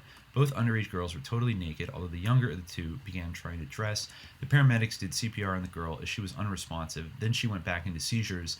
The 15-year-old said it was like a nightmare, and she tried to sneak away out of the room. The whole time the rocker was freaking out, talking to people on the phone, until guys in suits showed up. They threatened the paramedics to stay silent. The men in suits told the younger runaway that they would take care of her and stay with them. The older runaway was put in an ambulance, and the younger one begged paramedics to take her too. When one of the suits tried to interfere, a paramedic shoved him and threatened to kick his ass. Off to the hospital they went. The rocker, his manager, and the other men in suits stayed behind. What none of them knew at the time was that the 15-year-old had managed to grab several of the Polaroids and stuff them into her clothes. At the time, she was petrified of the cops or her parents finding out, and the proof of her activity was all there in those Polaroids. So she grabbed them when the others were distracted to destroy them later. At the hospital, the older girl was given medication to save her. Uniformed cops arrived. They took statements from both girls. Hours later, one of the men in suits also showed up with a bus ticket and an envelope of cash for the 15-year-old. They told her to leave town and not testify or talk to anyone, or else she'd be arrested, or worse. She left town that day. Number 2 and number 3, Azoff and Geffen, wound up spending a ton of cash that Thanksgiving, to lawyers, to pay off cops, paramedics, and even a judge. Several reporters were paid thousands to kill the story. Since so many people knew about it, the cops had little choice but to do something, so they handed a case over to a detective who was a friend of theirs, an elite golden boy in LAPD. He was friends with the madam, too, and became head of the LAPD Sexually Exploited Child Unit in Vice. Mostly his time was spent taking bribes from executives and covering up cases. The detective made sure the case got downgraded and the evidence was lost. With the judge's help, the entire nightmare for the rocker wound up far different than that of Roman Polanski years before. So it was then that the rocker was convicted of contributing to the delinquency of a minor and given a $2,500 fine and put on probation. No mention of rape, soliciting, or abuse of the girls. No word on what happened to the 22 grams of cocaine, 5 ounces of marijuana, or 160 Quaaludes found in the rocker's bedroom strewn all over the bed. It was booked into evidence, but later became worthless as evidence. The 16-year-old runaway got out of the hospital and was found dead near the 101 freeway a year later, allegedly an overdose. Friends of hers and workers at a local shelter said she'd cleaned up, gone straight, and was trying to turn her life around. Her death was ruled an accidental overdose. Many never believed it. One news anchor who didn't believe it was the one who didn't get bribed. She didn't like what was happening and didn't like the corruption and the rape and drugging of young girls. So she went public running her stories. She got pushback from bosses, owners, and even fans of the rocker. She was hounded from her job several years later. Her attempt to uncover the truth in the case gave way to the rocker feeling like he was the victim, like he was the one being maligned and unfairly punished. Yeah, like he was the victim. Since he split from the band, his new solo career was taking off. He turned his hurt feelings into a song, which became a global hit. Sure, he said it was about the media coverage of Number 7 and others, but he later admitted it was about his unfair abuse at the hands of a mean reporter, a song that was spawned by his abuse, rape, and drugging of 2 children who nearly died due to his perversions. The rocker spent much of the next 20 years rehabilitating his image, becoming a big political supporter and environmental activist, became big pals with 2 big politicians, Number 8 and Number 9, whom he met at events at Number 3's house. He played fundraisers for them both. That is, Bill and Hillary Clinton at David Geffen's house, by the way. He never was asked again in the media about that November, and it faded away mostly. Funny enough, you can still find it online, and nobody compares him to Polanski or these other monsters. Meanwhile, he became filthy rich, as did his powerful manager and the powerful record label executive. Their images all bought and paid for.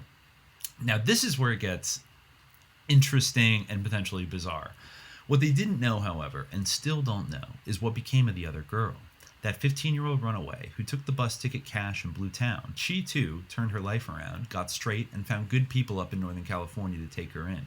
She went to college, found a nice man, had a family, and settled down. That nice man she married would go on to a nice career in politics, and with his wife's support, he's become one of the most powerful men in California politics.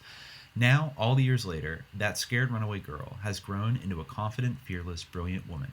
She spent the last few years, urged on by her husband and kids, putting her story and the case meticulously back together, piece by piece, legally. In 2018, she's going to drop a bomb of a reveal on the rocker, the manager, and the ex-label executive. She's prepared a criminal charge against them for many of their misdeeds, which include racketeering and collusion and criminal conspiracy, and is also hitting them with civil charges, with any funds being set aside for childhood victims. Because you see, those Polaroids she swiped that night, she blew town with them. Years later, she found them and put them in a safe deposit box. Now she has many copies, including in her attorney's safe. They too will be revealed in her case, along with hospital records, court records, legal affidavits from old cops and paramedics. There's even a video deposition from the original Madam back from before her death. And the former Golden Boy detective, he was later caught for his many, many misdeeds and arrested, and he talked too. So as this rocker sits down in his palace this Thanksgiving, giving thanks to himself for being so wonderful, he better enjoy it. His next one will likely be spent eating from a cold metal tray in jail. He and his wealthy mogul pals will be the turkeys, and justice will be served. So, okay, so obviously, yeah, I could definitely buy it. I could definitely believe it. I could believe Don it. Henley's vibe. Yes, but I don't know. Yeah. The other thing is that, although I guess, like, nothing materialized. Obviously, 2018 has come and gone. And there's nothing to really show for it. Yeah. So, And I don't know. I remember reading this. I don't know. I remember reading this when it posted, and I kind of went on a little dive into like Don Henley, and also I really wanted to find out who is he referring to, who is the wife of one of the most powerful California politicians, because I figured like California is a big state, but it can't be that hard to narrow it down. Just look at people's wives. And initially a lot of people really honed in on Kevin McCarthy, who is now the House Minority Leader out of Bakersfield. And he is married to somebody, but I remember reading something that kind of made me think that the age was off. I think that was what it was. Well, actually, No, it's not off, actually, because she was born in 1964. So she would have been almost just about turning 16 in November 1980. Like, her birthday was on December 6th. So that would have been right. She would have been 15 going on 16. But I feel like I remember, yeah, she grew up in Fraser Park in California, one of 4 children. Okay, so that was in Kern County near Bakersfield. Now, the hymnline said that she went up to Northern California, but California is big, so I don't know. Northern is relative. Bakersfield is like an hour and a half north of Los Angeles, but it kind of made me think like North California. And she was born and raised in Bakersfield, so unless she like ran away and then like came back to her hometown, then it maybe. But you know, they always say with the blinds, they always like maybe it's so ripe for disinfo also, just to be honest, like, you know, a lot, even though a lot of these things on Crazy Days and Nights did end up becoming true about people like Kevin Spacey and Weinstein, you do always have to slightly wonder. So I guess I could say that it's like, I guess I can't completely rule it out. But then, you know, why isn't Don Henley in jail? I don't know. It also, maybe, you know, maybe he got wise to, like, you know, they warned him in advance, so maybe, you know. Maybe he paid them off. Maybe he paid her off. Yeah, you know? maybe they intervened. Yeah. Yeah, that could have been a thing. That would be a really, like, dicey thing for such a prominent, Republican leader in the House to like, get kind of wrapped up in. You know, some kind of like payoff scheme with like Don Henley. But I guess, you know, things are private and, you know, handled out of court and civil settlements or whatever. I mean, then I guess, you know, you could just do ultra confidentiality agreements. It sounded like from that article that, you know, but I guess, you know, we also have to keep it real about Hollywood and stuff. And a lot of times, like, you know, people that get paid off generous sums of money often just end up not talking about it. That's what happens sometimes, right? Yeah, so I don't know. I mean, I think it's very difficult to say. Also because this isn't necessarily like a person coming forward. I feel like if a woman came forward and said like use that kind of language to describe what happened to her at Don Henley's house, then I think I would definitely believe it. I would be very inclined to believe it, barring any other kind of weird inconsistency. Like, it would sound in line with like what he was doing, the kind of lifestyle he was leading, especially in that weird period, like right after the Eagles broke up, and he has all this money, and he's still kind of on autopilot of like this debauchery train, like going straight to hell, like. You know, and then this, if you wanted to be generous to him, I suppose that you would say that maybe this was like.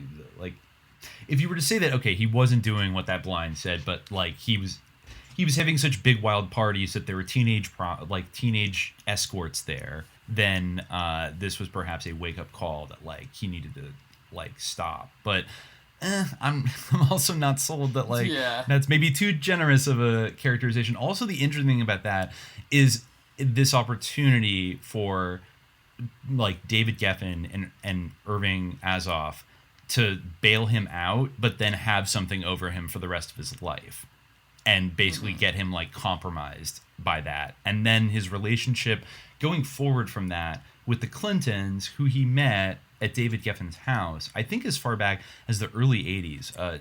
Don Felder mentioned that Don Henley became like a financial supporter and like friend of the Clintons while Bill Clinton was still governor of Arkansas. So like maybe that's how Glenn Frey found out about Smuggler's Blues, right? I mean, actually, it's kind of ironic because I figured Glenn Frey must have had some kind of like Mina connection to like write that song the way he did and all that kind of stuff. But actually, like Don Henley seems to saying Mina's here to stay. Mina's here to stay. Right. But then Don Henley's the one hanging out with Governor Clinton and Hillary throughout the 80s and David Geffen. And just like, you know, he played at his inauguration. He played a Leonard Cohen song, which is, you know, as we've like hinted at, is kind of sus. He played that Democracy song, which is kind of like one of his more cringy ones. Like, I don't know what he was getting at. That it was almost like a cyber communism tier like song of absurdity. It was like, democracy has come to the USA. Like, what, in 1992? Like, what are you talking about? Like, you know, and the Don Henley covered that, and like that is just a little bit funny. Also, something that jumped out at me. Crack in the wall on a visionary flood of alcohol. Cool. Also, the other thing that jumped out at me later, and I don't know if this really is like connected to the Clintons, but there was a whole thing that Felder kind of made fun of Don Henley near the end of his book, where he talked about how, I think it might have been for Inside Job, which is kind of funny, but he made like an exclusive, he actually bragged about it in the documentary, which I thought was kind of funny. You might remember it, where he made like an exclusive deal with Wal-Mart. Right, yeah. And was like really proud of it. I remember that being like a funny thing where it's like, we chose not to go with a big record company. We made a deal with Walmart. You know, like, wow. Yeah, awesome. That'll teach him. And his excuse for it was basically that, well, I kind of like, it makes business sense, yeah. Oh, no, it was the Eagles' comeback album, like their anti-Iraq war album that was chosen to be solely distributed through Walmart. And this is in 2007. Don Henley said, "This just makes business sense. With the disappearance of large record store chains, Walmart is now the largest CD retailer in the world. And if people don't want to buy from Walmart, they can, oh, did I just get paywalled? What the fuck? They can fuck off, I guess. Yeah, or yeah.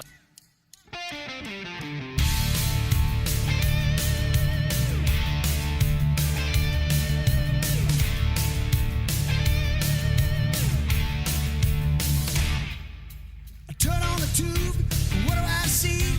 A whole lot of people crying, don't blame me. They point their crooked little fingers, everybody else. Spend all the time feeling sorry for themselves. Victim of this, victim of that. Your mama's too thin and your daddy's too fat. Get over it.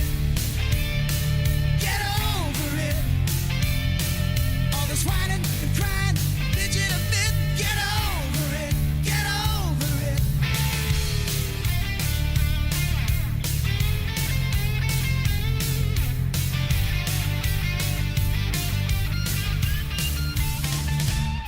You say you haven't been the same since you had your little crash, but you might feel better if they gave you some cash.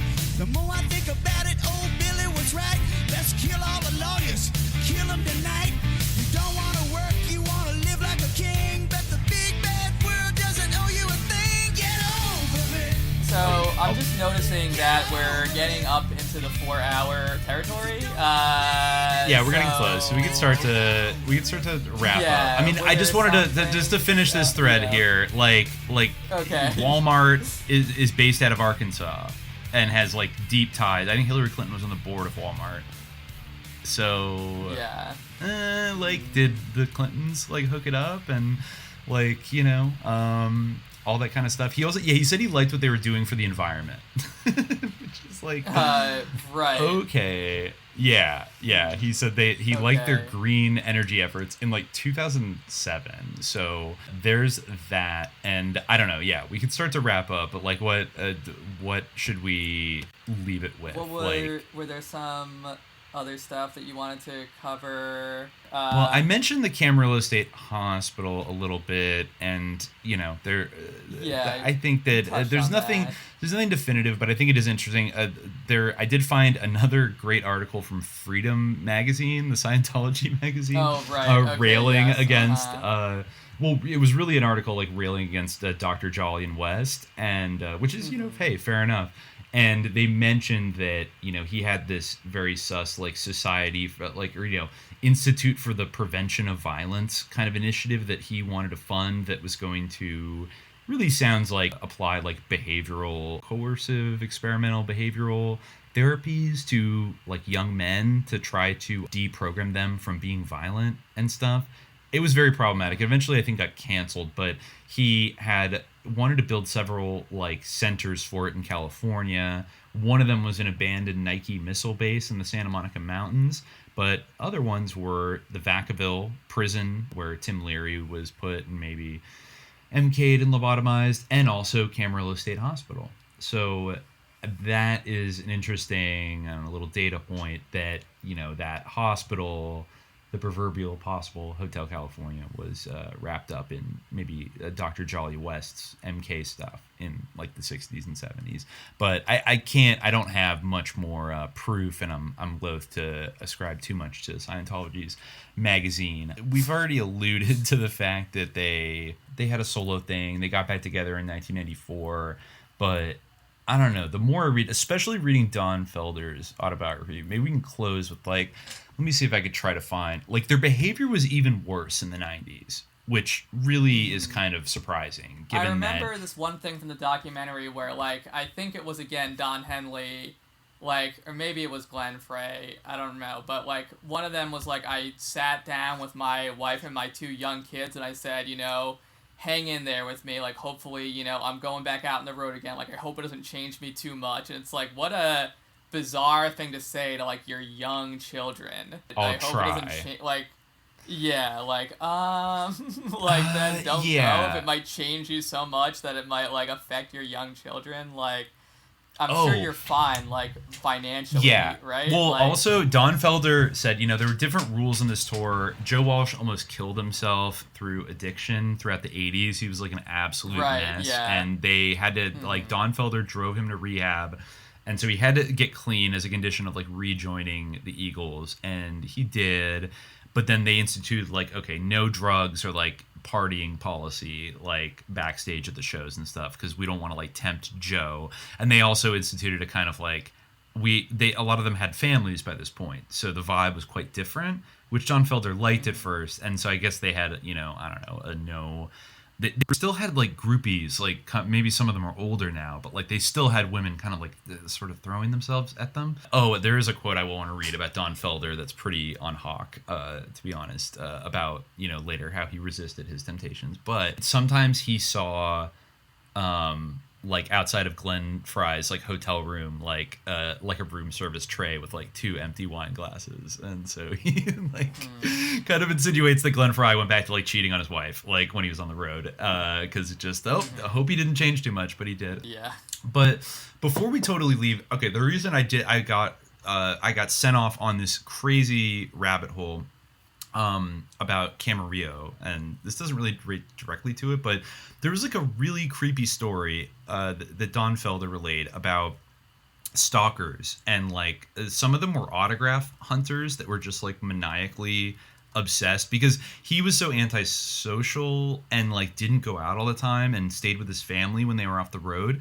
So a lot of these autograph hunters had all this memorabilia with 4 out of the 5 Eagles signatures, but they could never get Felder. So eventually people really started coming after him. But there was one very bizarre incident that happened to him, I think, in the 80s after the Eagles had broken up, when he was living in Malibu. And I'll just read it because it's very sus. He talked about how he had a Schutzhund 3 attack guard dog, a German Shepherd, that he acquired after another incident a few years earlier, when a complete stranger wearing odd clothes and with straggly hair suddenly appeared at the French windows of our house. I don't even know how he got in, but he asked me where a wedding was and placed 3 .45 caliber bullets in my hands with the words, "These will protect you." I ran inside, locked the doors, and dialed 911. As I did so, I saw Susan coming up the garden path right behind him. "Who are you? What are you doing here? Get off my property," she shrieked, waving her arms at him. The kids were just a few hundred yards away in the pool when he raced back down the highway looking spooked. I ran out and pulled Susan and the kids inside and told the police to get to my house urgently. We watched from the window as the guy went down to his car, which was inexplicably parked in our drive, and opened the trunk. I honestly thought he was going to get a gun out and come back to the house and kill us all. I didn't even have a weapon on the property, and all I could think to do was grab a kitchen knife. As we watched, he stripped off all his clothes and put on a woman's dress.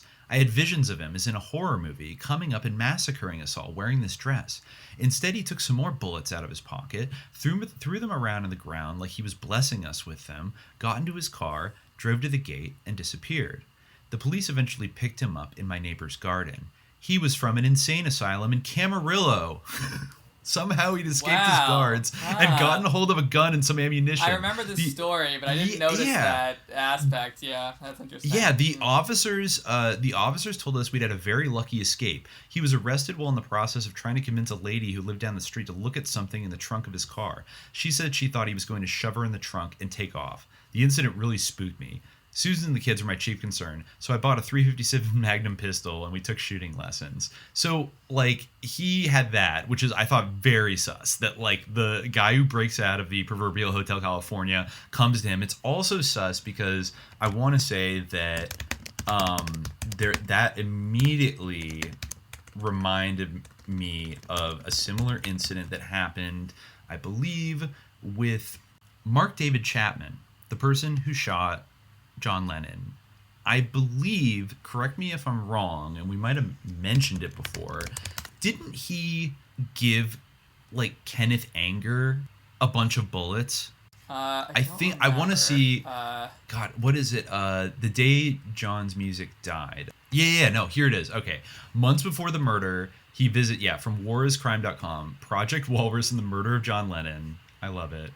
Let me just pull it up here. And yes, there is. Okay.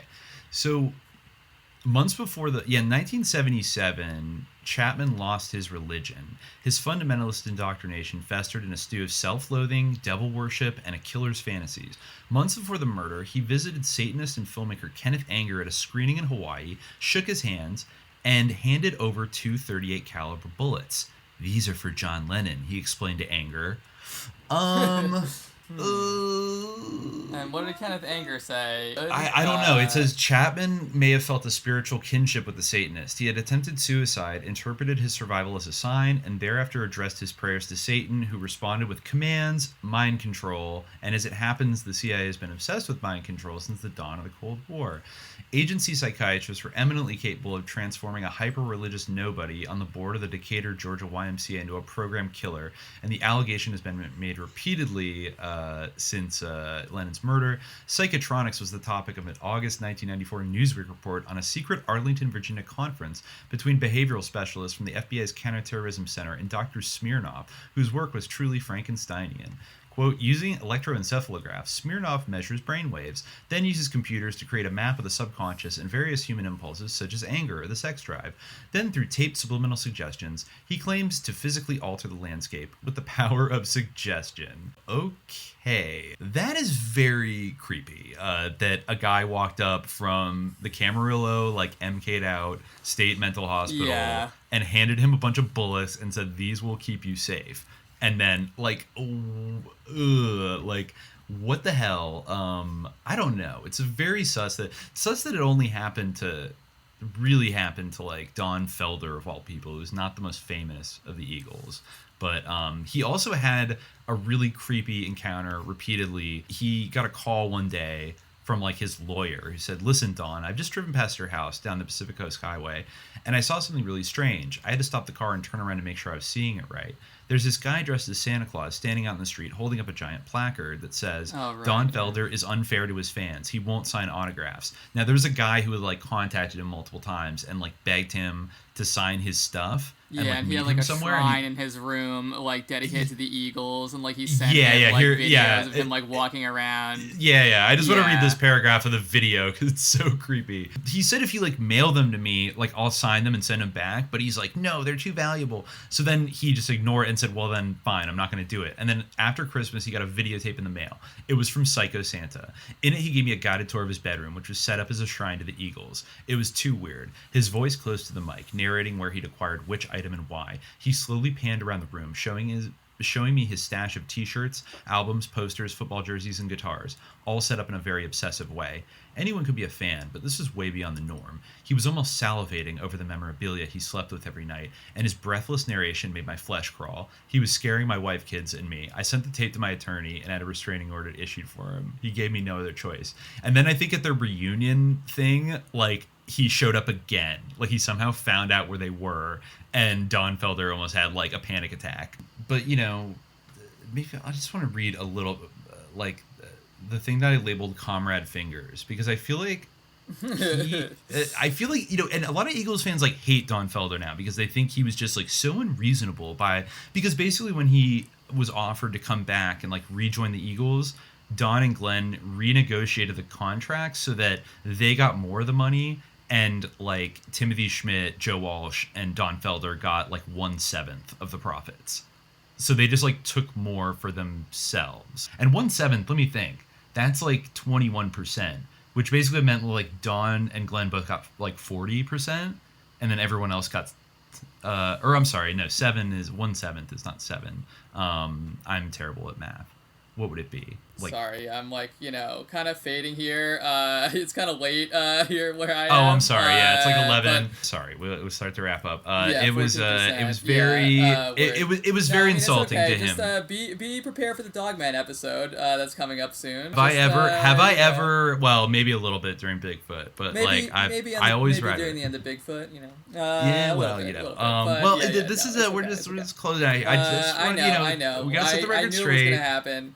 I knew it was gonna happen. Anyway, what time is it? Even it's not even 4 yet. We've done longer than 4-hour episodes on like everything else, so like we can. It's fine. Like we're getting to the this end. Might be a two-parter. How long was Paul Robeson? Paul Robeson was like 420. Yeah, believe me. Like we've had LaRouche was like 4 hours. Like we've had a million 4-hour episodes. So like I think all right. we just started late just today. Wrap up. But it's my fault. It's my fault. Yeah. Okay. Anyway. Yeah. I just wanted to like lay the record straight because like I think eventually I think that like Shaitan won over like Don Henley and Glenn Frey, and they became like music industry MIBs basically.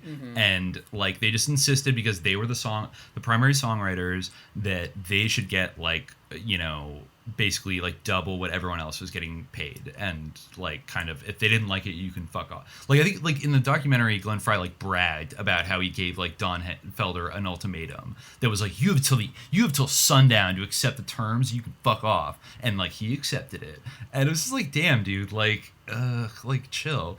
And then on top of that, like Felder says about himself like that it was just all like he said everything you see about that was like they were such prima donnas.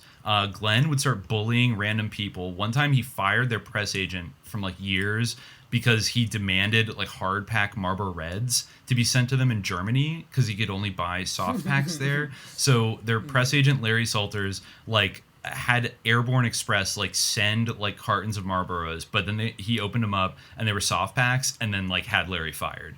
So it was like, okay, like that's pretty fucked up. And he did it with other people too, that like for very small reasons. And Felder said the vibe was like we'd managed to avoid each other completely until the moment when we all had to walk on stage with a big smile and say, "Hi, we're the Eagles," and pretend that everything was wonderful. It was a lonely, isolating experience, and one that made a complete mockery of how we started and what the fans thought of us. If they'd known what each one of us was thinking as we banged out our methodically rehearsed version of our hit songs, they'd probably have walked out. And then, he said about the money, because of the way I felt, I found myself constantly questioning my own motives. Was I being too greedy, wanting more when I already had so much? Then I remembered the years of grief in which I had more than earned the right to every penny I was being paid. Whether they liked it or not, Don, Glenn, and Irving had originally agreed to an equal partnership. Now they were appointing themselves as primary recipients of a work that everyone had given their lives to for so long. There were uncomfortable echoes of my father's experience at Coppers. He'd worked from his early teens to his death in his mid-60s, giving up his nights, weekends, and Sundays to do his very best for that company. He died of heart failure, and the only thing I remember them giving him was a gold watch. I found their ingratitude staggering. He said it just kept getting worse.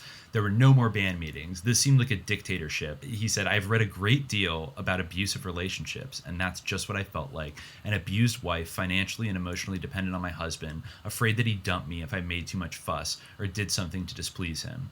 I was usually held off with Irving's repeated maxim, "You make the music, Fingers, and I'll take care of the business."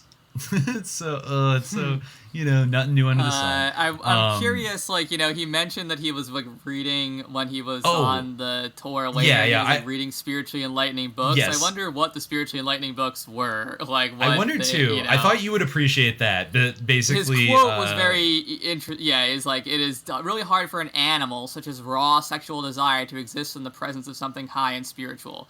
That is true. It dwindles and slithers back into the darkness.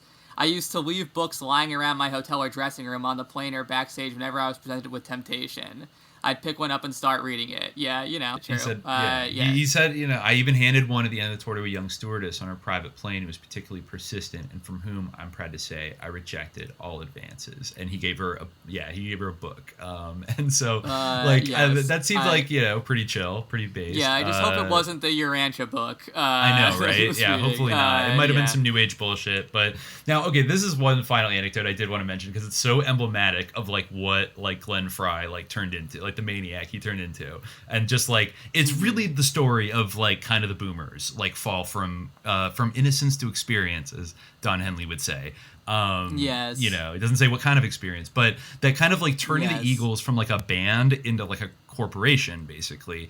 And so they, of course, they had to go meet the Clintons once they were back together, because Don Henley had been a big supporter of Bill Clinton when he was governor and arranged a benefit concert in Beverly Hills for his re-election campaign. And so he says, Susan, my mother, Jessie, and Rebecca all came with me and met Bill and Hillary, both of whom were extremely charismatic. Barbra Streisand sang, and I met Sharon Stone, which was a personal high.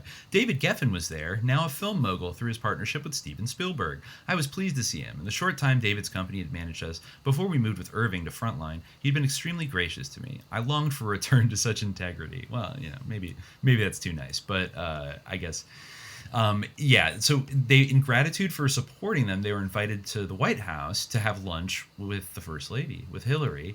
And so the protocol dictated that you have to give them a gift to express your thanks.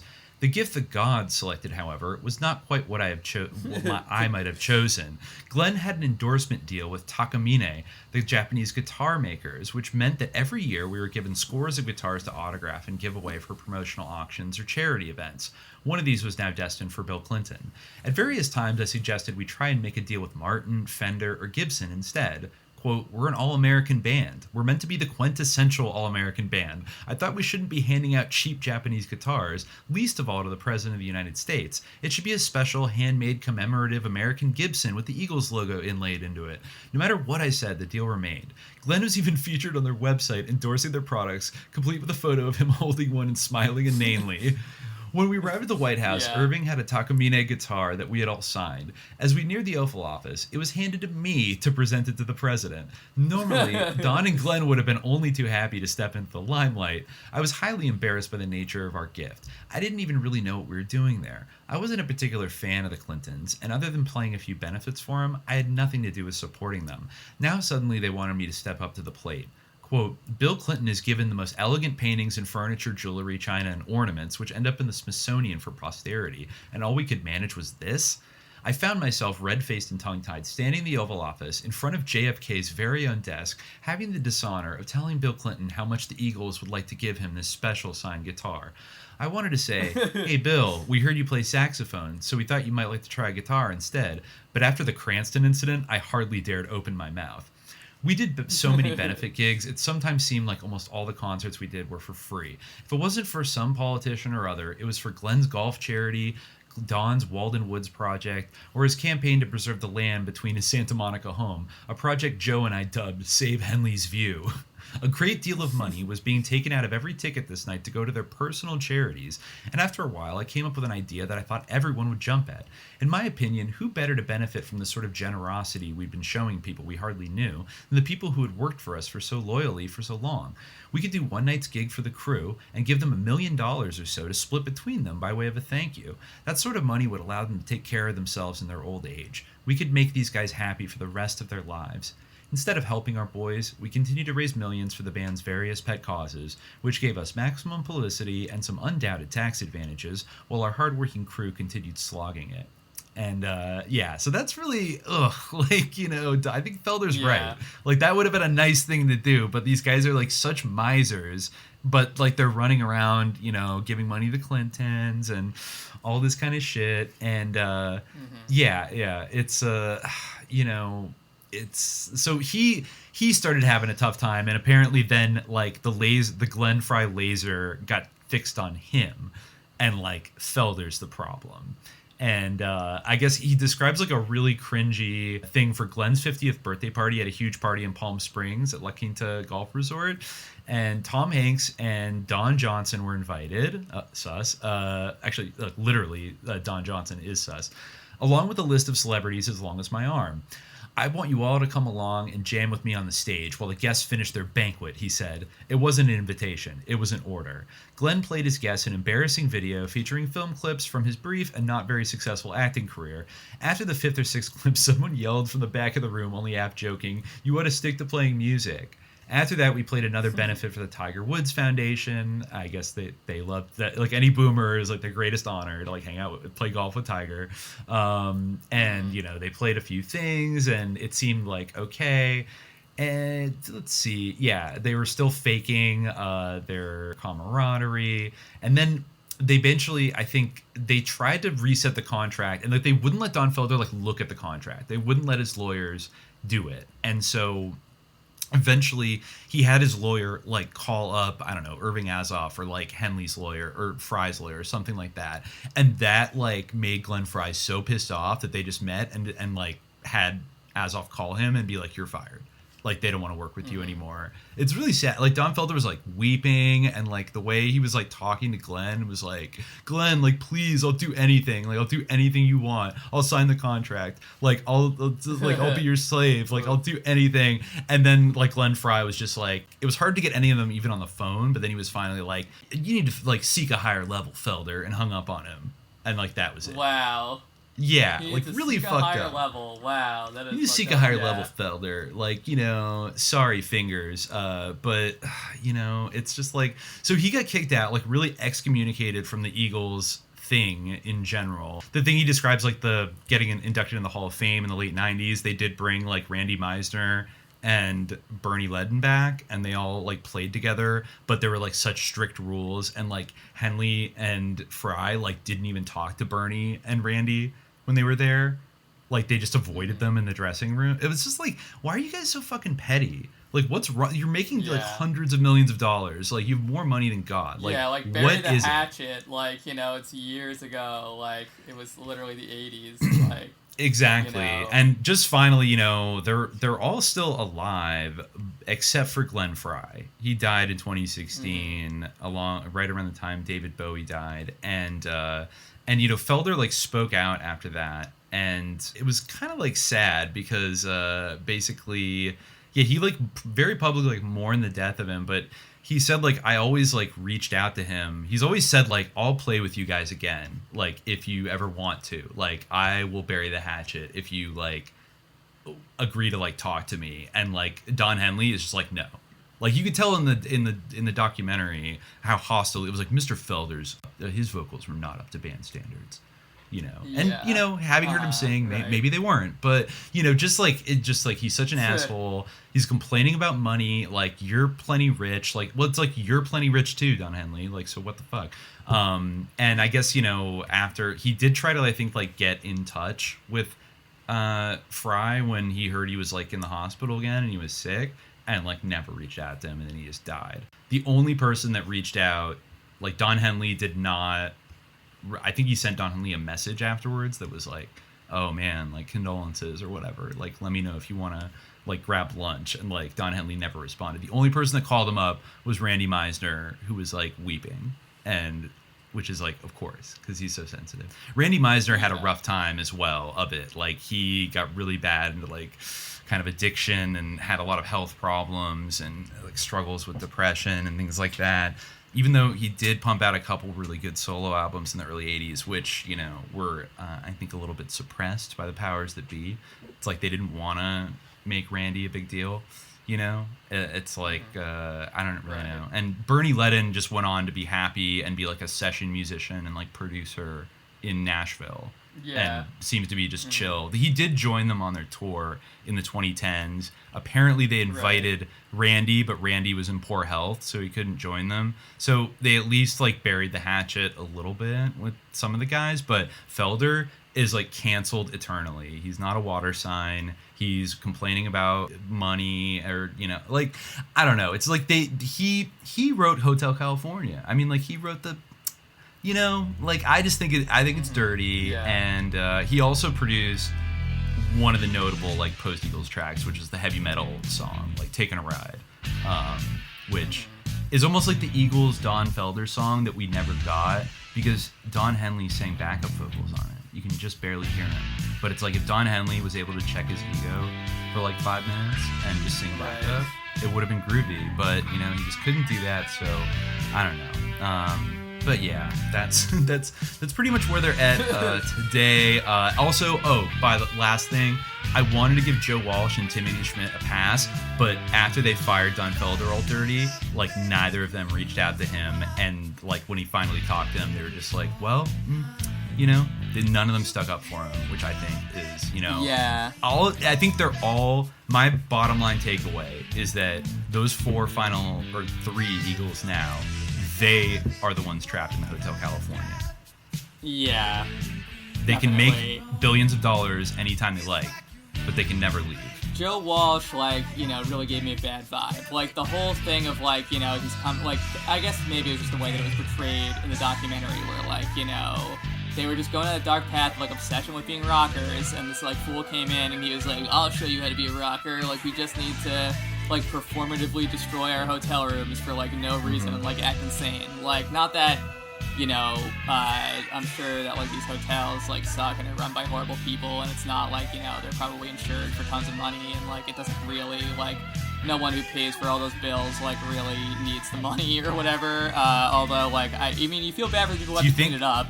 Yeah, I don't know. Is he like destroying capitalism by concern. like making record companies spend like a bunch of money on like doing make work or something? Like I don't know what the deal is with, you know, maybe the mobbed up like construction unions that were in every city. Oh wow! Like, wanted him to it's destroy the broken it windows so that theory. they could get contracts. It's the ultimate broken windows theory of capitalism. Oh my It's god! like destroyed hotel rooms. You know. Wow! It's just a make work project for mobbed up unions, basically. For all back to the Warner Communications nexus. I don't know. I mean, I feel bad for him because it just seemed like he went down a complete vortex of like alcohol and drugs. Well, I think I don't know if we did actually mention it, but he was present at. He was a student at Kent State University and was literally present at the Kent State massacre. After which he was like so like shell shocked by it that he dropped out of college and just decided to like pursue music. So I don't know. I'm not saying like that set him off on like this whole like destructive path, but that was just one example. Of, he had some trauma that maybe he was working through via his music, and maybe smashing things was like he's sublimating his rage.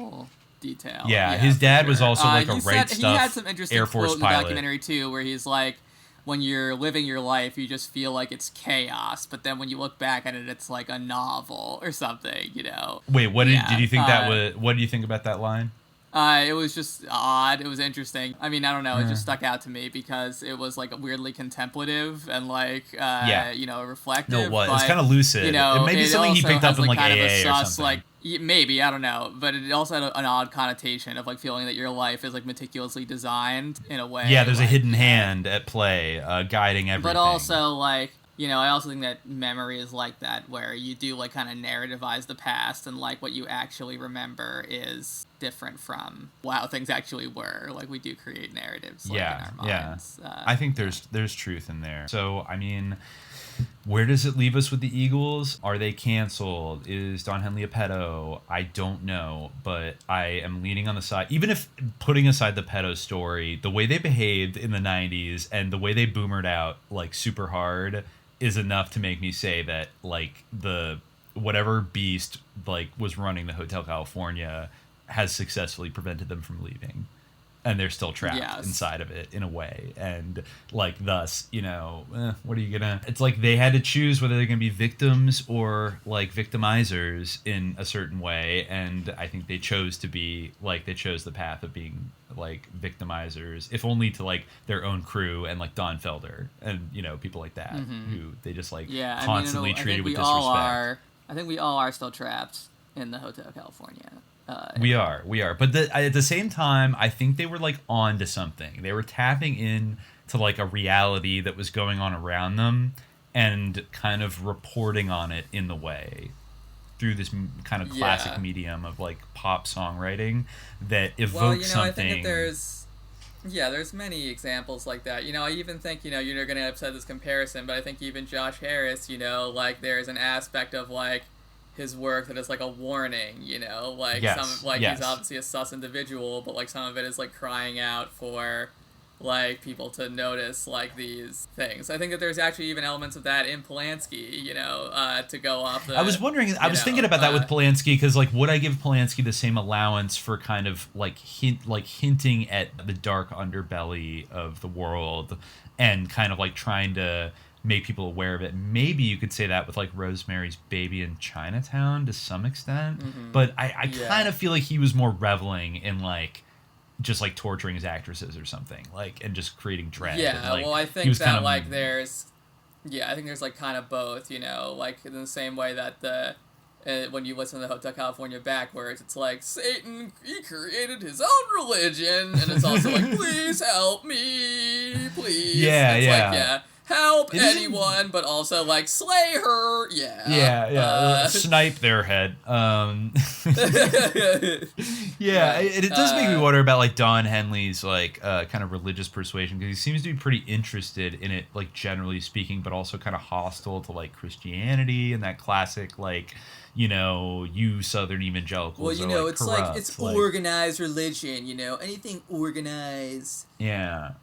But I don't think he's an atheist the way like Polanski was necessarily, like an out and out atheist. Maybe that's just for political. Maybe that's just for business reasons. He doesn't want to alienate like people in like the South or like. Well, Polanski like has a different background. You know, he's like European, so it's like very different. Like few Americans of his generation are like atheists in the way that like someone from Polanski's background would be, or that like Reddit atheists are today. Like that's true. Like, boomers don't tend to be like either ex-communist bloc style atheists or like Reddit atheists. American boomers, that is. Yeah.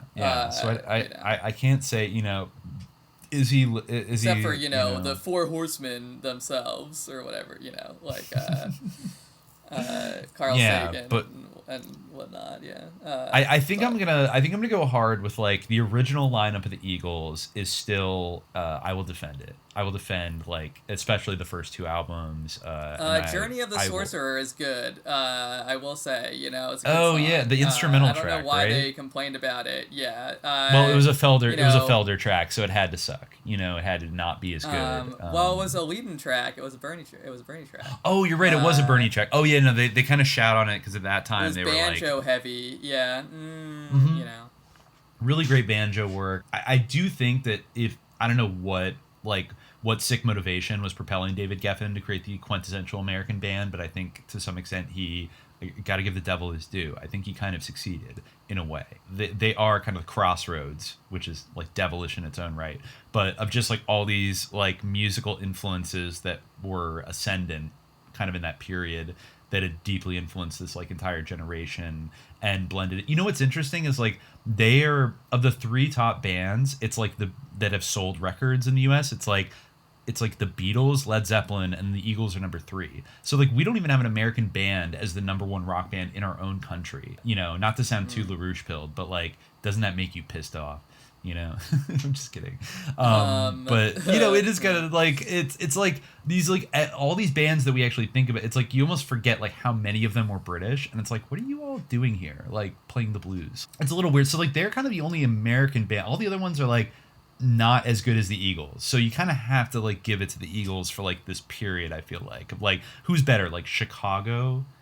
Come on. Like, no, they're not. You know, Fleetwood Mac, maybe kind of up there. I mean, they were, like, frenemy rivals in a lot of ways. I mean, Fleetwood Mac, though, is, like, every, like, hip fucking millennial in L.A., like, loves Fleetwood Mac, and you hear it on the radio all the time. And, like it's cool and, like, witchy and, like, rad to, like, basically stand, like, Fleetwood Mac. But the Eagles kind of ended up on the other side of the equation. Even though Fleetwood Mac was, like, kind of just as notorious in, like, their behavior on the road and like their love of cocaine and all that stuff, but also you know, good band. So I don't know, like whatever. Lebowski was wrong. His 60s music is more sus than the Eagles. At least the Eagles were kind of like wore the susness to the extent that it overtook them. They kind of wore it on their sleeves, and it's incredibly like obvious in a way. I mean, would you agree? Like, it's there's not a lot of ambiguity in, like, teenage jail. There isn't ambiguity in teenage jail, that's true. Although it's more a more obscure thing. Sus probably isn't the first thing that comes to mind when you think of the Eagles, but there are definitely aspects there. Unless, maybe, I don't know, you're a Jehovah's Witness or something who was steeped in the Hotel California Satanism rumors, like, in the heyday of the song. We'll see. I'm going to go dig into some backmasking, but, you know, and see what's up with that. Not done with Geffen, also MCA.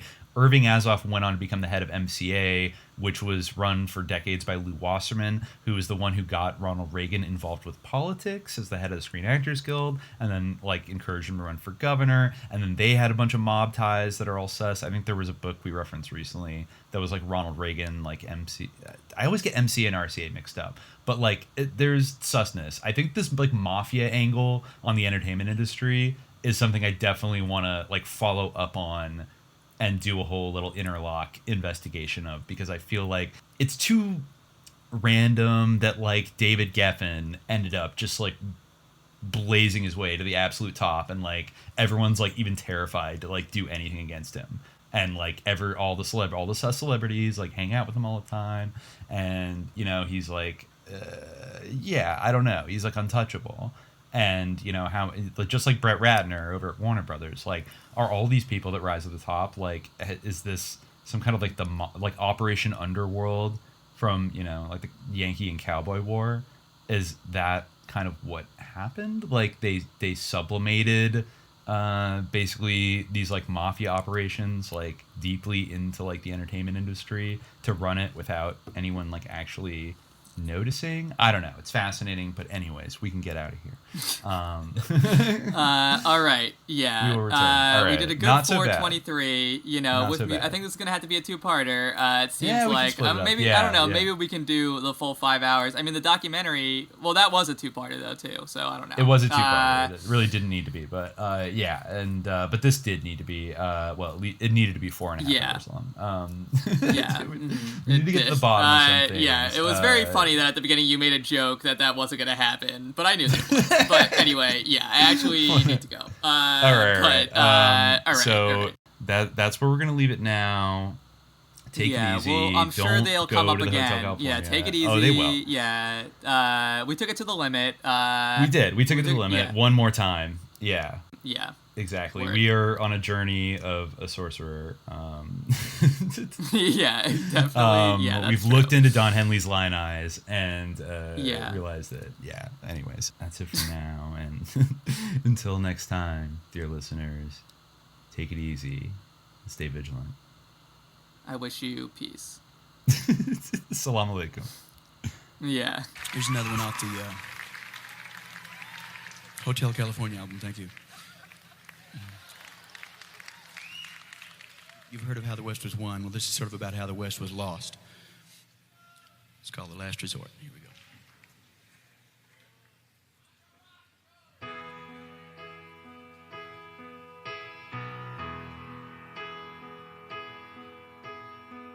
She came from Providence, one in Rhode Island, where the old world shadows hang heavy in the air. She packed her hopes and dreams like a refugee, just as her father came across the sea. She heard about a place people were smiling, spoke about the red man's ways and how they loved the land. They came from everywhere to the great divide, seeking a place to stand or a place to hide. Down in the crowded bars, out for a good time, can't wait to tell you all what it's like up there. They called it paradise, I don't know why. Somebody laid the mountains low while the town got high.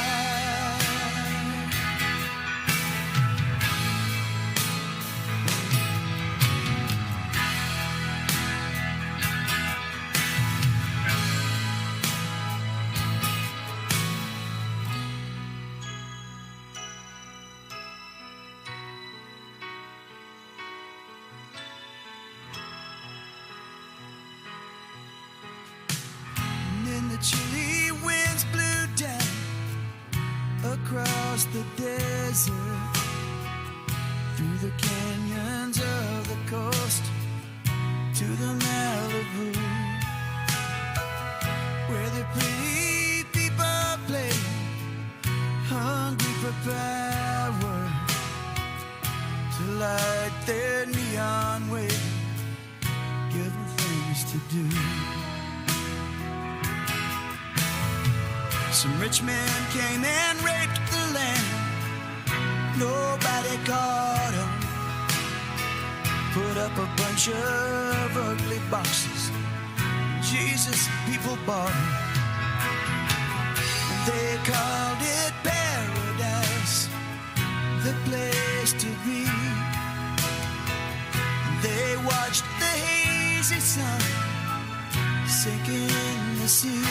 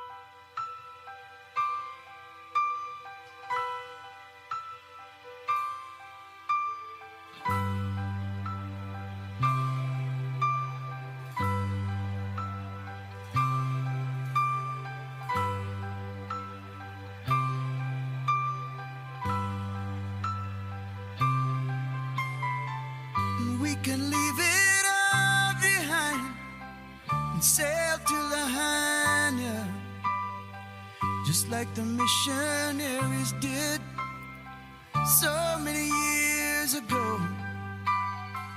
They even brought a neon sign that said, Jesus is coming. Brought the white man's burden down, brought the white man's rain. Provide the grand design, what is yours and what is mine, 'cause there is no more new frontier. We have got to make it here. We satisfy our endless needs and justify our bloody